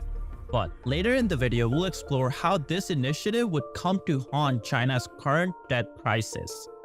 China's willingness to attract foreign direct investment by opening up its market played a pivotal role. The nation created a conducive environment for FDI, further boosting its economic growth. The influx of foreign capital supported innovation and economic expansion. But during all this, the debt crisis never really went away. It just slowed down, but suddenly it became too big to manage. So now let's understand the current status of China's debt crisis. The causes of the debt crisis are complex, but they include key factors like state-led investment boom, shadow banking system meltdown, real estate market bubble, tax problems, export slowdown, and massive projects like Belt and Road Initiative. Let's go over each factors one by one. To understand this debt crisis, it's important to understand how GDP functions in China. For most of the world, the GDP growth is measured as a year-end output by statistical authorities, reflecting the change in economic activity from the previous year. But in China, the central government sets ambitious GDP targets for all the provinces at the beginning of each year. And typically, the CCP sets these targets quite high. So, how do local governments meet these growth targets without borrowing? In some cases, they resort to lying. Charlie Munger has a simple quote: "It's much easier to lie about doing a good job than actually doing a good job." So many times, governments just lie that they hit their target. Other times, local governments have resorted to acquiring unsustainable amounts of debt to finance extravagant yet financially unattainable infrastructure projects. These projects do help the local GDP figures, helping them reach their target, but they also generate unsustainable amount of debt burdens. A 2019 study revealed that officials from various regions had been inflating GDP figures and falsifying capital investment data. Why, you might ask? Well, in China, it's all about meeting those extraordinary economic growth targets. You see, local officials are rewarded for achieving these targets. But here's the catch. This often leads to overinflated reports of investment and overall economic activity. Now you might wonder, who's keeping an eye on all this? China's National Bureau of Statistics, or NBS, acknowledges that local reports tend to be overstated. However, they don't have the power to control the actions of local governments. Instead, they use the local government's data but adjust these numbers to arrive at the official number for the Chinese national GDP. These adjustments, on average, have amounted to approximately 5% of China's GDP since mid-2000s. A 2009 study discovered that the corrections made by the NBS to local government data were relatively accurate until 2008. But the corrections seemed too small after that and appeared to fall further behind over time. Meaning, after the Great Recession, when every country in the world was struggling, CCP decided to go along with its local government's lies to make things look better than they actually were. According to the same study, GDP growth from 2010 to 2016 was estimated to be 1.8 percentage points lower than the official numbers. And investment and savings rate in 2016 was 7 percentage points lower than the official numbers. To provide some cover for itself, the CCP even arrested officials for overstating local GDP figures. But lying isn't the only way these local governments hit their GDP targets. Sometimes local governments typically employ a workaround, something called a local government financing vehicle, aka LGFV. These LGFVs are special entities designed to facilitate off-the-book borrowing. This unconventional approach emerged in the 1990s as local governments sought to bypass borrowing restrictions imposed by the CCP. Over time, these entities became the go-to source for local governments to raise funds, resulting in loans through LGFV now accounting for a staggering 48% of China's GDP. What makes this debt particularly challenging is its hidden nature. As it remains off the books, the true extent of the problem remains unknown. This is how all this works. LGFV get the land for free from the local government. Then they either lease the land to developers or more often use it as a guarantee to borrow money from the banks. After that, they use the borrowed money to invest in expensive infrastructure projects. These investment spendings are then used to achieve GDP targets set by the CCP. Even though this sounds like a good idea, it's important to note that not all infrastructure projects are a wise investment. IMF data reveals that China's local government debt has nearly doubled in just 5 years to approximately $5 trillion. This figure doesn't even include LGFVs, which account for an additional $10 trillion or more. Unfortunately for CCP, this isn't the only debt problem on their hands. Moving on to the next factor, shadow banking system. First, let's understand the term shadow banking. that operates like a bank, but it's not a bank. These are non-banking financial companies, or NBFC, that offer banking services without holding a banking license. In recent months, there have been a number of shadow bank failures in China, including the Zhongrong International Trust. Shadow banks are financial institutions that operate outside of traditional banking system and are not subject to the same regulations. This makes them more risky, but also potentially more profitable. Shadow banks play an important role in the Chinese economy, providing financing to businesses and individuals that may have difficulty getting loans from traditional banks. However, they're also more exposed to financial shocks, such as a sudden decline in the stock market or a sharp increase in the interest rates. The failure of Zhongrong International Trust is a sign that the Chinese government is taking steps to reduce the risk posed by shadow banks. However, it is also a sign that Chinese economy facing financial challenges. The recent failures have raised concerns about the stability of Chinese financial system, but the Chinese government has stated that it is committed to maintaining financial stability and that it will take steps to support sound financial institutions. In China, shadow banking industry is estimated to be worth over $3 trillion. On top of that, this sector has deep ties to the real estate market, and that's where the things get worse. Now this brings us to our next topic, the real estate market bubble.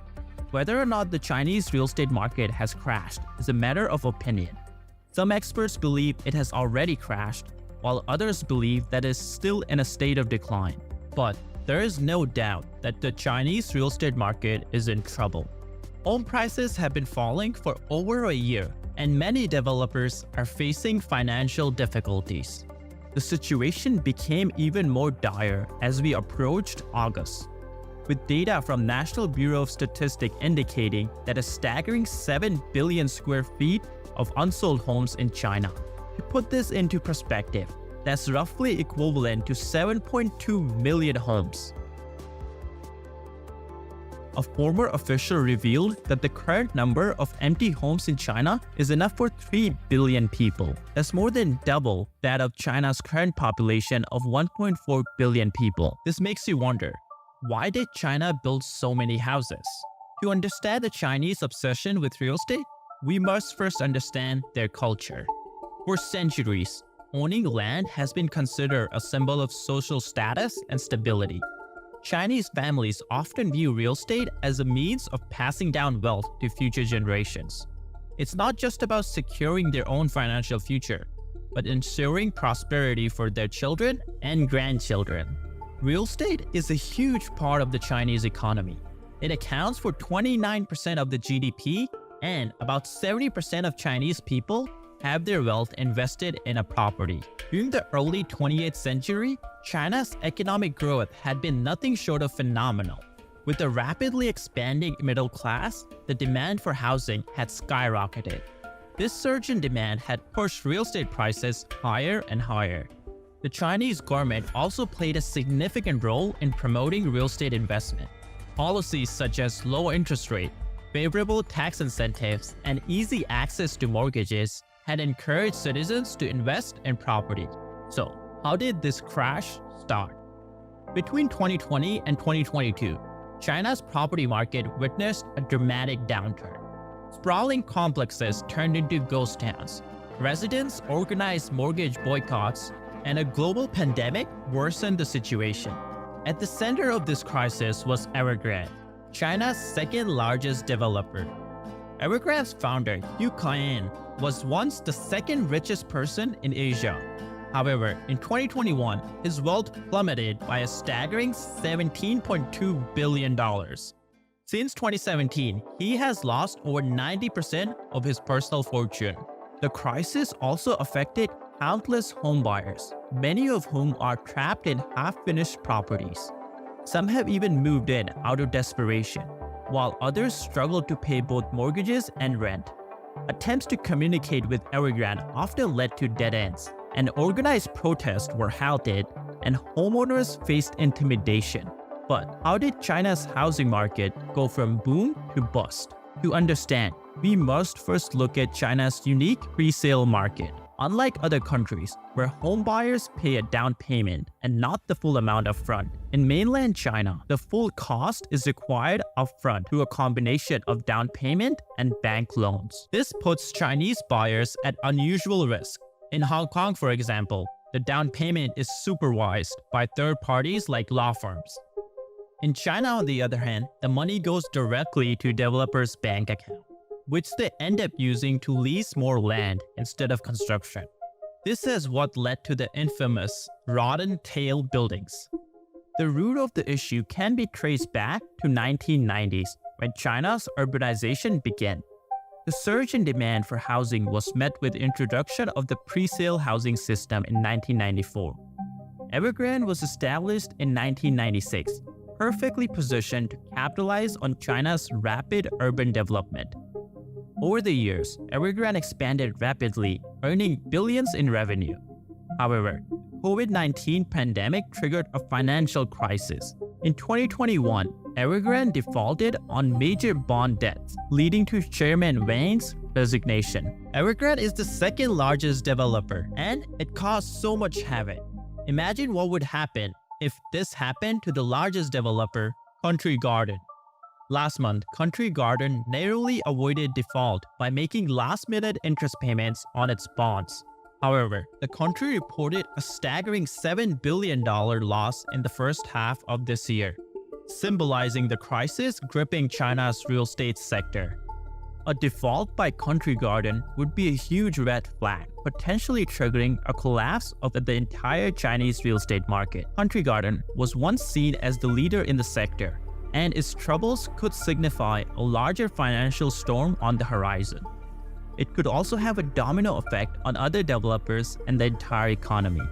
Despite government's measures to cool the market, buying homes in China remains unaffordable. Empty homes and incomplete buildings in Shanghai reflect the struggles of the property builders who have run out of cash. But who's to blame for this crisis? Experts argue that while the Three Red Lines policy aimed at curbing debt could have worked, it was introduced at an inopportune time. The sudden halt in China's housing market was a black swan event no one anticipated. This real estate crisis will have long-lasting consequences on China's economy for years to come.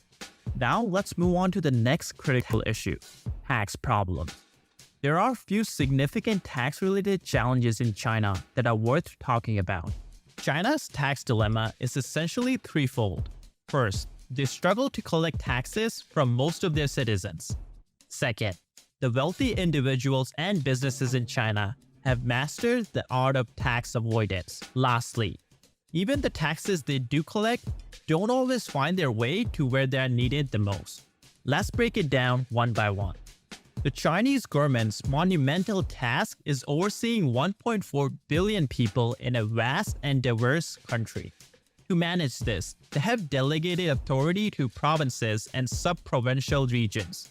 These local authorities have their own funding needs, primarily met through taxing businesses and leasing land.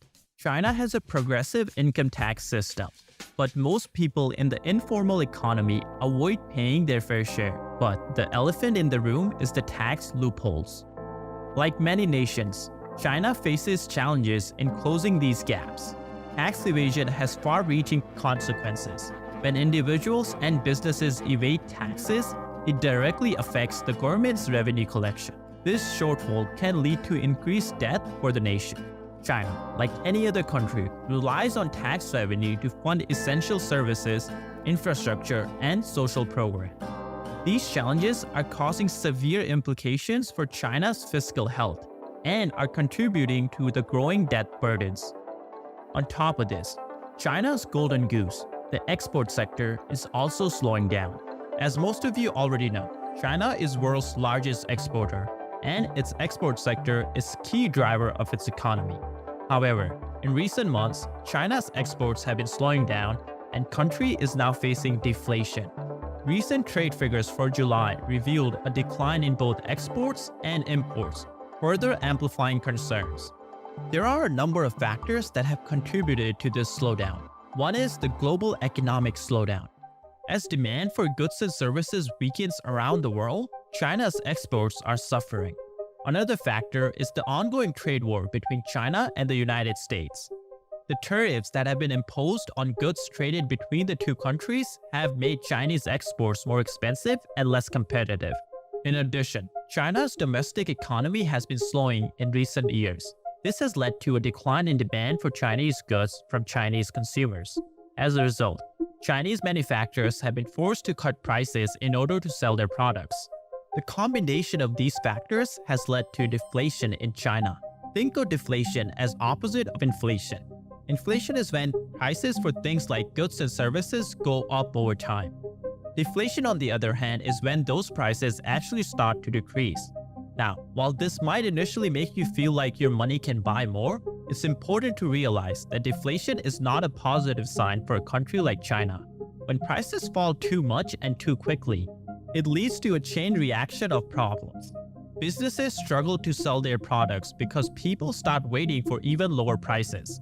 As a result, businesses earn less money and might even need to cut jobs to stay afloat. This in turn leads to fewer people spending money, which eventually slows down the economy. The Consumer Price Index, aka CPI, gives us a sneak peek into how consumer goods are priced. It's like a thermometer for inflation. The recent news from China is that CPI has fallen by 0.3% year-on-year, while the Producer Price Index, PPI, fell for 10th consecutive month, down 4.4%, a sharper decrease than anticipated. In more simpler terms, stuff like food, clothing, and transportation is becoming cheaper. Now, this may sound like a bargain, but it's actually a red flag for the Chinese economy. Here's the domino effect. Falling demand means factories produce less, and that's where things start to get problematic. Fewer goods produced means fewer jobs created. Layoffs become all too common, and investments start to dwindle down. It's the snowball effect that leads to economic stagnation. People are afraid that China may experience a long period of slow economic growth, similar to what happened in Japan's lost decades. You might wonder, how did China get here? This wasn't an overnight tumble. Earlier this year, China set a goal to keep inflation at 3%. But alas, that's not what happened. Inflation plummeted into negative territory. To counter this, government tried everything from stimulus packages to slashing interest rates. But it was a bit too late. And here's where the things take a crazy turn. Chinese officials seem to have gone silent. Meetings are being declined, communications curtailed, and opinions are being suppressed. Why? Well, a new anti-espionage law looms over them. This law was launched in June, which places a mask of secrecy over every move. It's like the officials have been sent back to school with mandatory training on how to keep a secret. But what are the consequences of this newfound silence? For starters, foreign direct investment has hit a 25-year low. Meanwhile, Goldman Sachs made a big report about 12 Chinese banks that are on the Chinese stock market. The report underscored China's rising local government debt and credit portfolio losses. Goldman Sachs also estimated that China's local government debt has surged staggering 11.14 times between 2008 to 2022. Now, that's huge. The global market's mistrust of China's policies and the CCP's erratic behavior has led to a decline in foreign investments. Speaking of mistrust, many countries have already rejected or abandoned China's Belt and Road Initiative, and many other countries have expressed concerns about the BRI, such as high cost of projects, lack of transparency, and potential for debt trap. Now, as many of you already know, BRI is a big and complicated topic. That's why we have a whole video dedicated to this one topic that's coming up next. This is a Chinese vessel blinding a Filipino fisherman using lasers in Philippine territory.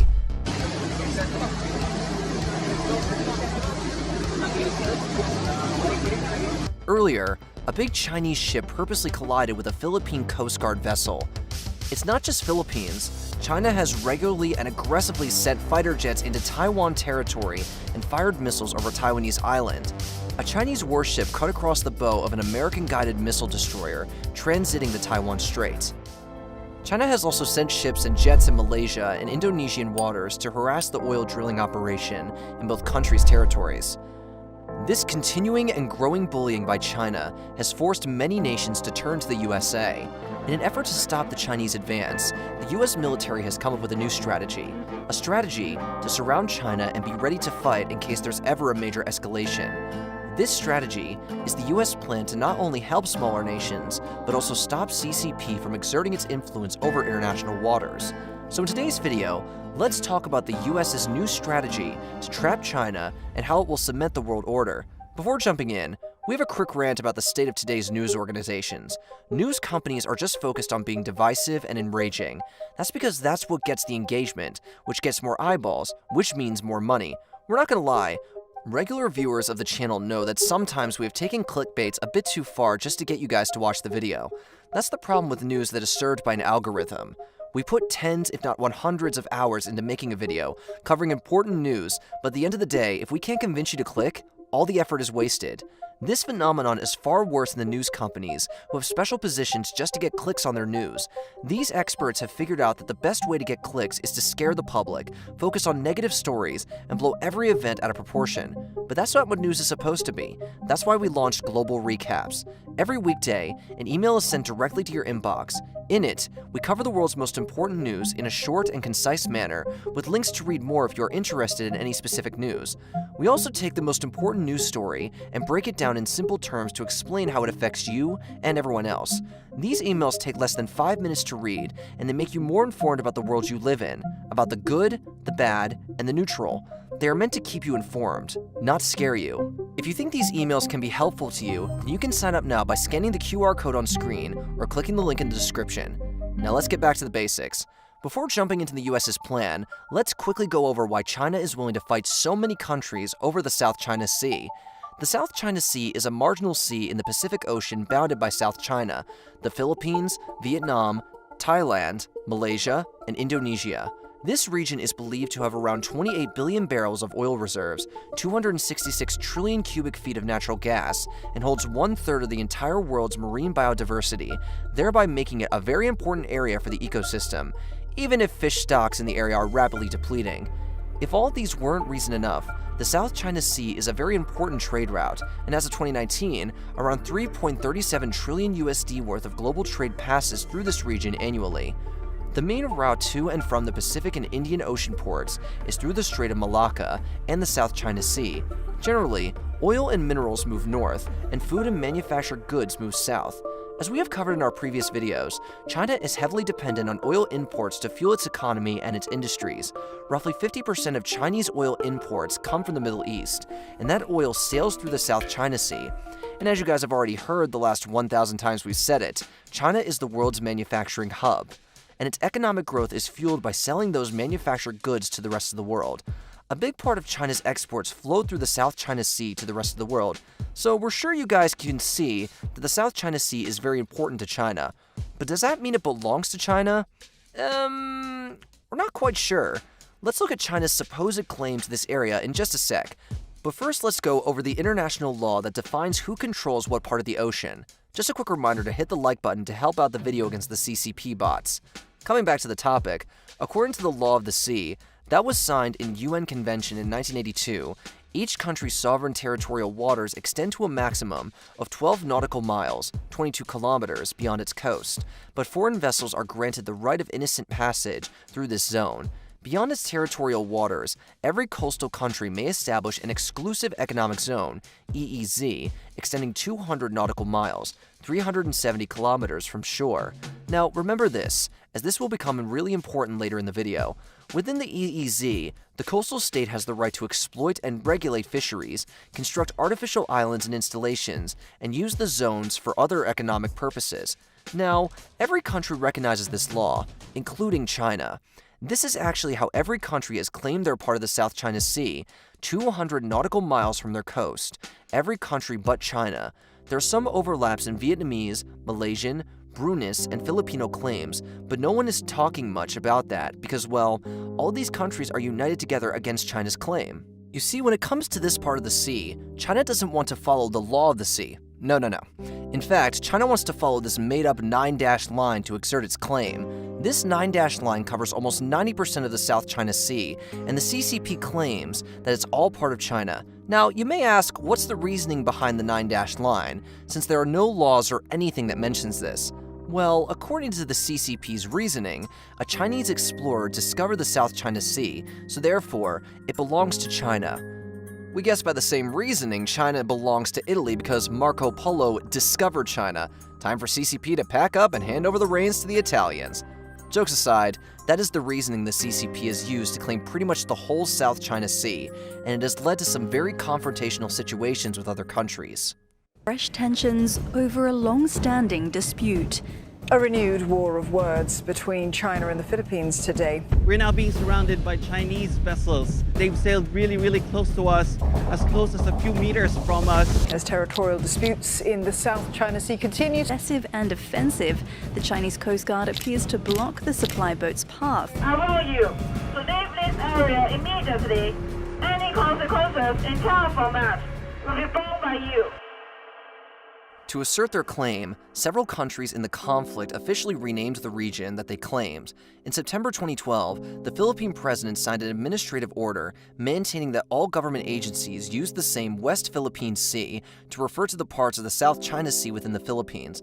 Similarly, in 2017, Indonesia renamed the northern reaches of its exclusive economic zone in the South China Sea as the North Natuna Sea in an attempt to assert its sovereignty.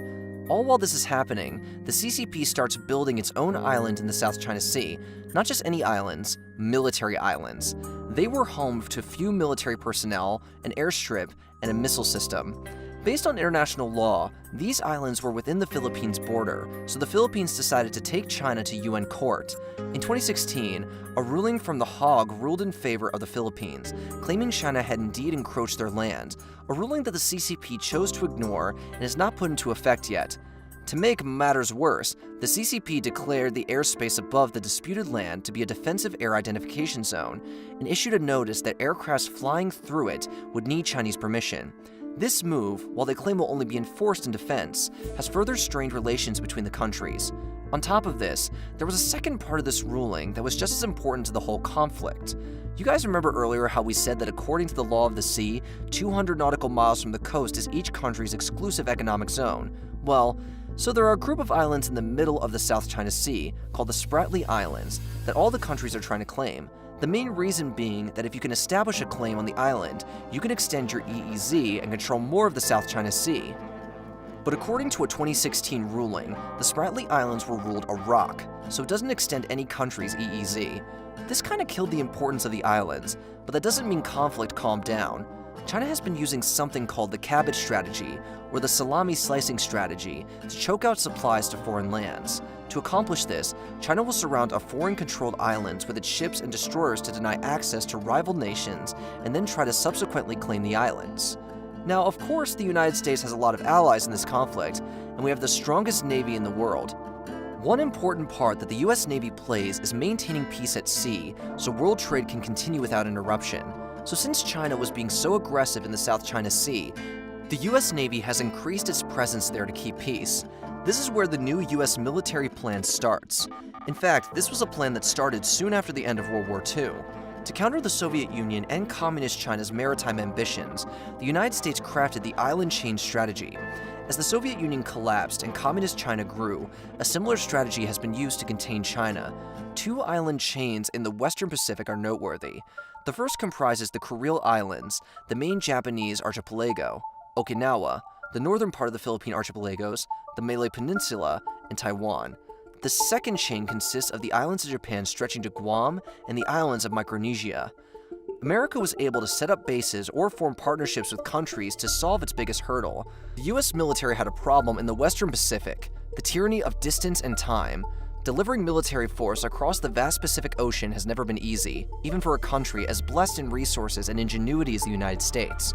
If the Chinese army were to launch a rapid attack, it would be able to move a lot faster than the American Navy could respond if it weren't for the island chain.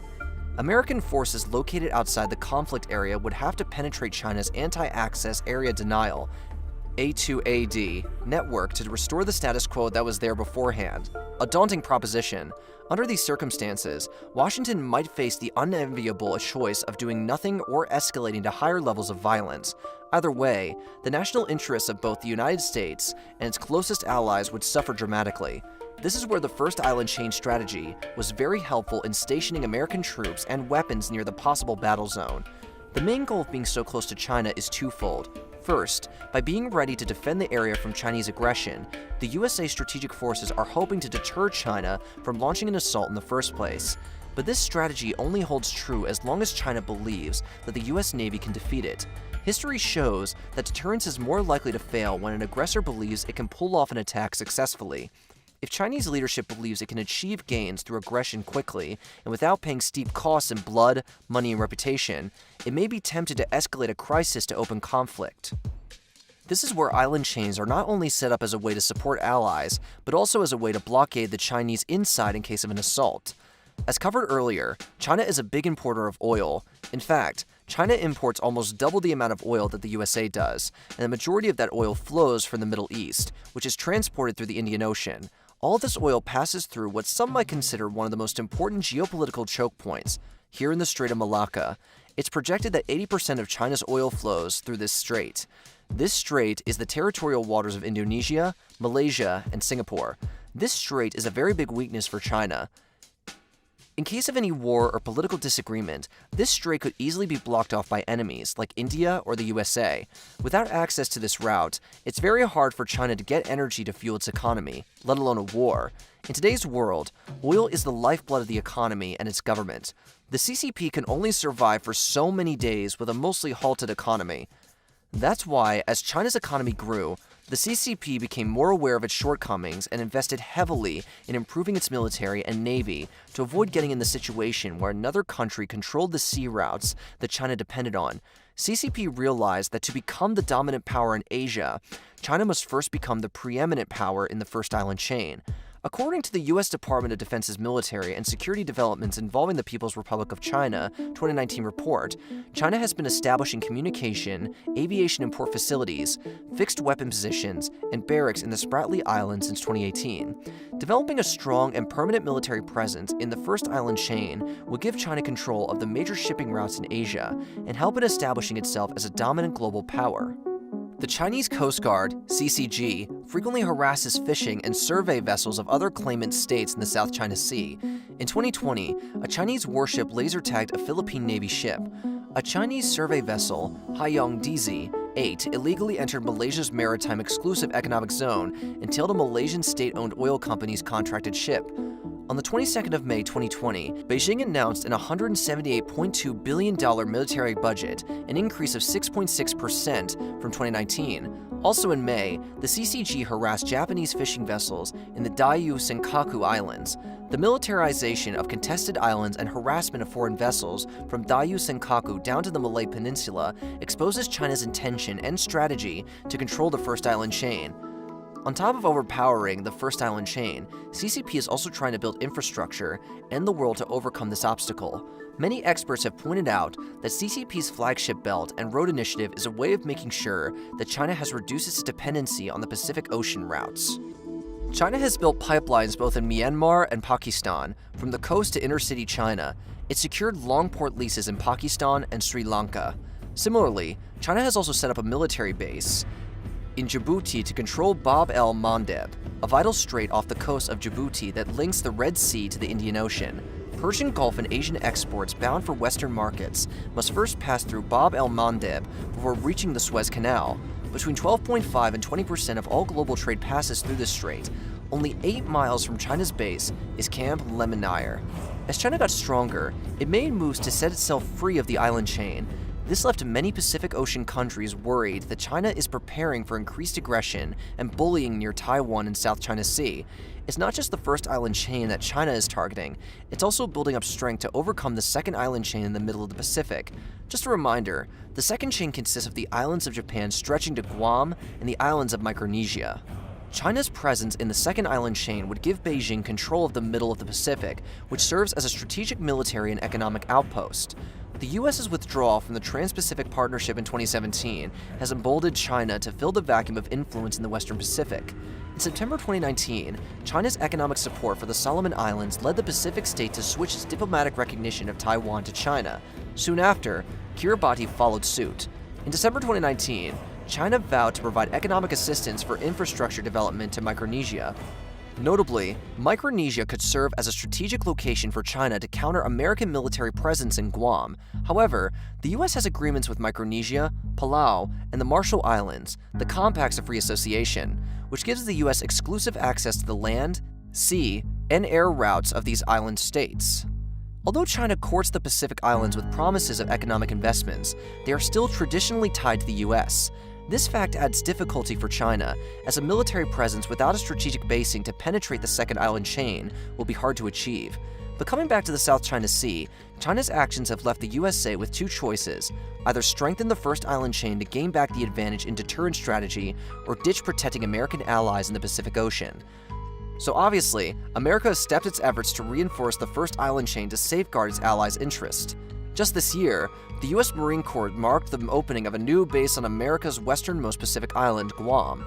This will be the first new Marine base since 1952 and will house 5,000 Marines charged in the short term with deterring and detecting threats in the region. Longer term, the Guam base, almost equidistant from Japan and Taiwan, is also stated to be a hub for Marines on Guam and across the northern Mariana Islands to train for protecting Pacific Islands, including vital sea lanes, in the event of an invasion. If there is a conflict with China, the Marines would be among the first ground forces to respond. Around the same time, the USA reached an agreement with the Philippines that gives the US access to 4 military camps in the country. Even though this doesn't give US military permanent bases there, it does give US troops, rotating in and out of the Philippines, a bird's-eye view of 2 critical spots: the Taiwan Strait and disputed regions of the South China Sea. There are about 500 US troops in the Philippines on any given day, but thousands rotate in and out over the course of a year for military exercises, humanitarian aid, training, and other missions, according to officials. The Philippines allow American forces to stay in barracks within designated Philippine camps. The US already had access to 5 Philippine military bases. On top of this, the US would also increase its deployment of advanced military assets to the Korean Peninsula, including fighter jets and aircraft carriers to boost joint training and planning. Additionally, US and Japan agreed to adjust the American troop presence on the island of Okinawa, in part to enhance anti-ship capabilities that would be needed in the event of a Chinese incursion into Taiwan or other hostile acts in the South or East China Sea. They also added a formal mention of outer space in the long-standing US-Japan Security Treaty, making clear that attacks to, from, and within space could trigger the mutual defense provisions of the treaty. And Japan announced it would begin constructing a pair of runways on the small southern island of Mangashima, where joint exercises, amphibious operations, and missile interception could begin in about 4 years. The island would be a hub for troop deployments and munition supplies in case of a conflict like a Taiwan emergency. The changes in the U.S. deployment on Okinawa will transform the 12th Marine Regiment into a smaller, more rapidly mobile unit, the 12th Marine Littoral Regiment, which will be better equipped to fight an adversary and defend the U.S. and its allies in the region. The U.S. is doing everything in its power to send the signal that if there's any aggression near the South China Sea, it will be far more of a guaranteed win for China. Goal of all this is deterrence by denial. The U.S. has also been busy diplomatically. The U.S. opened an embassy in the Solomon Islands this year in a direct effort to counter China's growing influence there. There had been an embassy in the Solomons for several years, but it was closed in 1993 as part of a global reduction in diplomatic posts. Over time, however, the U.S. became concerned about possible weakening ties with the country. The Solomon Islands switched allegiance from the self-ruled island of Taiwan to Beijing in 2019, and last year, the Solomons signed a security pact with China, raising fears of a military buildup by Beijing in the region. Reopening an embassy there, the U.S. State Department said, was a priority to counter China's growing influence in the region. The embassy in the capital, Honiara, is starting small, with a charge d'affaires, a couple of State Department staff, and a handful of local employees. Just to add insult to injury, India has also started its strategy to encircle China and contain China's growing influence. After seeing all the moves China has been making, a lot of military experts have pointed out that the Belt and Road is not just a geoeconomic plan, it also has a military strategic advantage. The ports have increasingly come to play a potentially more menacing role as dual-use ports that can give the strengthened Chinese Navy a global reach it lacked entirely just a few years ago. These strategic investments are nicknamed the String of Pearls, as the goal is to encircle India and put pressure on New Delhi. India was aware of this already, but the war in Ukraine showed every country in the world how important it is to secure your economic interests. In the modern world, wars can be won and lost before even stepping a foot on the battlefield. India realized that, in the case of a war, China's String of Pearls can be used as a way to choke off India's access to the world, on top of safeguarding Chinese interests. Adding to this, countries that received Chinese money were slow to criticize China whenever it would start skirmishes on the disputed border with India like it did in 2017 and 2020. There's also a rumor that China plans to start setting up military bases in countries that received Chinese loans, and of course this was undoubtedly stressful for New Delhi, as it didn't want to be surrounded by the Chinese military. So India started laying out its own plan to safeguard its economic interests, but it didn't just stop there. Later in the video, we will go over how India is taking advantage of China's trade war with the USA to hurt China where it's the strongest, its manufacturing prowess. But first, let's go over how India is countering China's military. To counter the String of Pearls, India started its own alliances to encircle China, nicknamed the Necklace of Diamonds. India is expanding its naval bases and is also improving relations with strategically placed countries to counter China's strategies. In 2018, India partnered with Singapore and Indonesia to get access to their naval bases of Changi and Sabang. This increased India's influence and access to the Strait of Malacca, one of the most important choke points for China and the rest of the world in terms of trade. That same year, India also got military access to the port of Duqm in Oman. The port facilitates India's crude imports from the Persian Gulf. In addition to this, the Indian facility is located right between two important Chinese pearls, Djibouti in Africa and Gwadar in Pakistan. India has also signed an agreement with Seychelles for a naval base in the region, which will increase India's presence near the African continent. While doing this, India has also extended credit lines to Iran and agreed to build a port in the country to extend access to trade routes in Central Asia. Additionally, India has extended credit lines in Central Asia to countries like Mongolia, where Modi has agreed to develop a bilateral air corridor. New Delhi has invested a lot in policies to improve relationships with Japan and Vietnam. These relationships have helped increase Indian trade and consequently India's influence on countries around China. Let's address something that's been on my mind before we move forward. After watching my videos or other YouTubers' videos, I'm sure some of you guys have thought about starting your own channel. One of the biggest hurdles people face when starting a YouTube channel is that they are not comfortable showing their face in videos. Not everyone wants to give up their privacy and be in the public eye all the time. That's one of the big reasons why our videos are made in a documentary style. The craziest part is, people still love the videos, as you can see from the fact that we recently crossed 1 million subscribers. In fact, there are millions of faceless YouTube channels making content and earning ad revenue. In just the last 3 years, YouTube has paid out $70 billion to creators. That's around $60 million every single day. So if you're someone who's interested in starting a YouTube channel, right now is the perfect time. That's why we've launched a completely free 7-day email crash course on how to start and grow a faceless YouTube channel. If that's something you're interested in, you can sign up now for free by clicking the link in the description or scanning the QR code on the screen.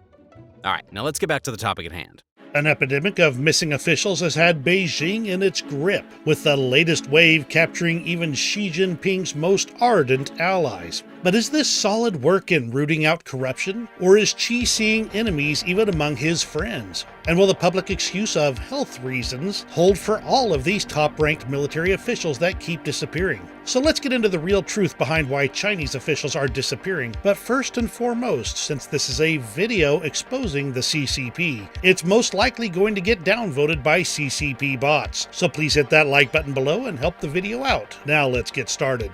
Corruption has run deep in Chinese society for centuries. During the First Sino-Japanese War, corruption resulted in sand being put into artillery shells instead of gunpowder, then sold off for profit by unscrupulous suppliers, which contributed to the loss of the Chinese Northern Fleet.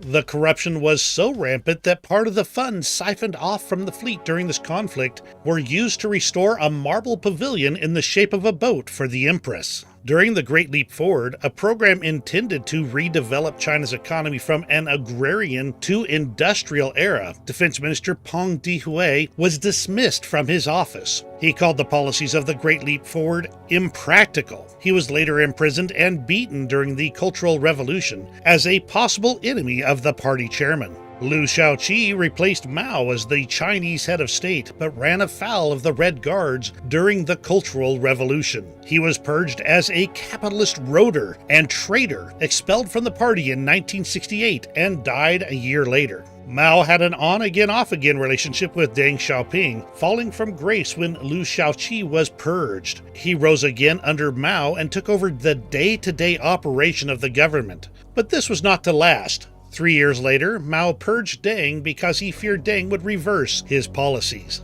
Lin Biao was a party loyalist, playing a key role in the Cultural Revolution, and thought to be a potential successor to Mao. Unfortunately, Mao thought he was gaining too much power, a thought he almost proved right by staging a coup, ironically in an attempt to avoid being purged. Move forward a few years and you get Chao Ziyang. He was head of the CCP when the protests in Tiananmen Square took place. I told myself that no matter what, I would not be the general secretary who mobilized the military to crack down on the students, he later said in his memoirs. He was purged for refusing to send the military against the protesters, though in his case, being disappeared was not enough. He was systematically erased from Chinese news, media, history, and websites.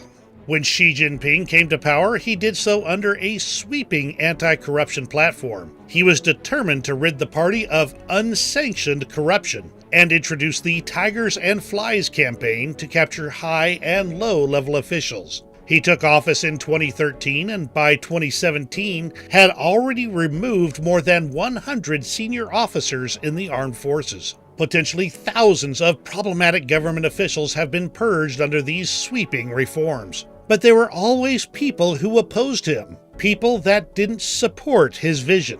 So what changed?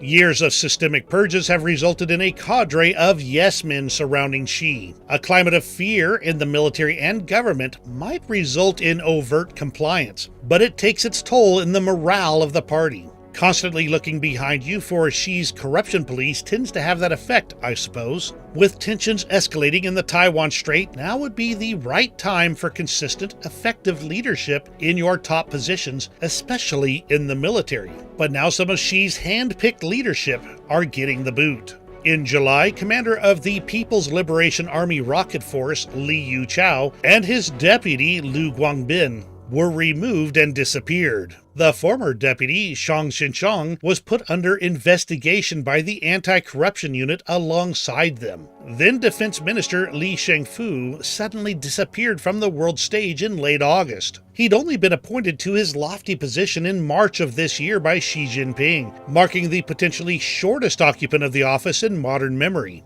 China's foreign ministry spokesperson declined to address Li's disappearance, which of course fuels speculation and rumors. This wasn't even a true military role. His purpose had been to liaise with his counterparts in foreign militaries.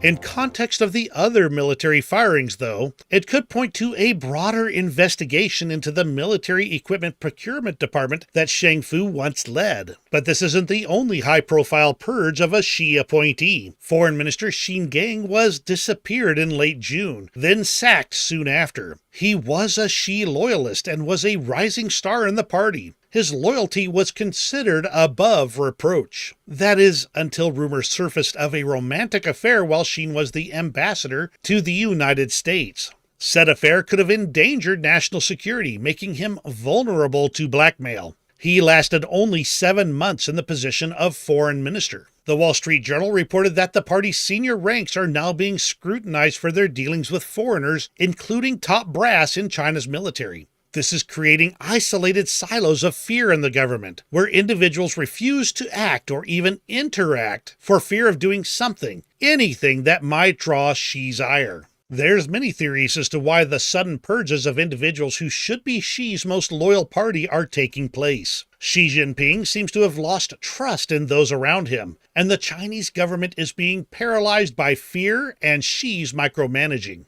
While the early purges done by Xi focused on those who were not loyal, the recent firings among his supporters indicates there could be some issues with the vetting process for top spots. It's not a good look to have a couple of your hand-picked generals or foreign ministers taken out so early, according to Neil Thomas, a fellow for Chinese politics at the Asia Society Policy Institute's Center for China Analysis. But Xi's base of power is not winning popularity contests in elections. It's controlling these key levers at the top. And one of those levers, of course, is the military, which Xi has worked to convert from a corruption-ridden organization to a modern military. Corruption runs deep in the People's Liberation Army, and it's going to have a huge effect on what the military can do. While newer, younger military officers are far less likely to see corruption as a way of life, it has been entrenched for generations.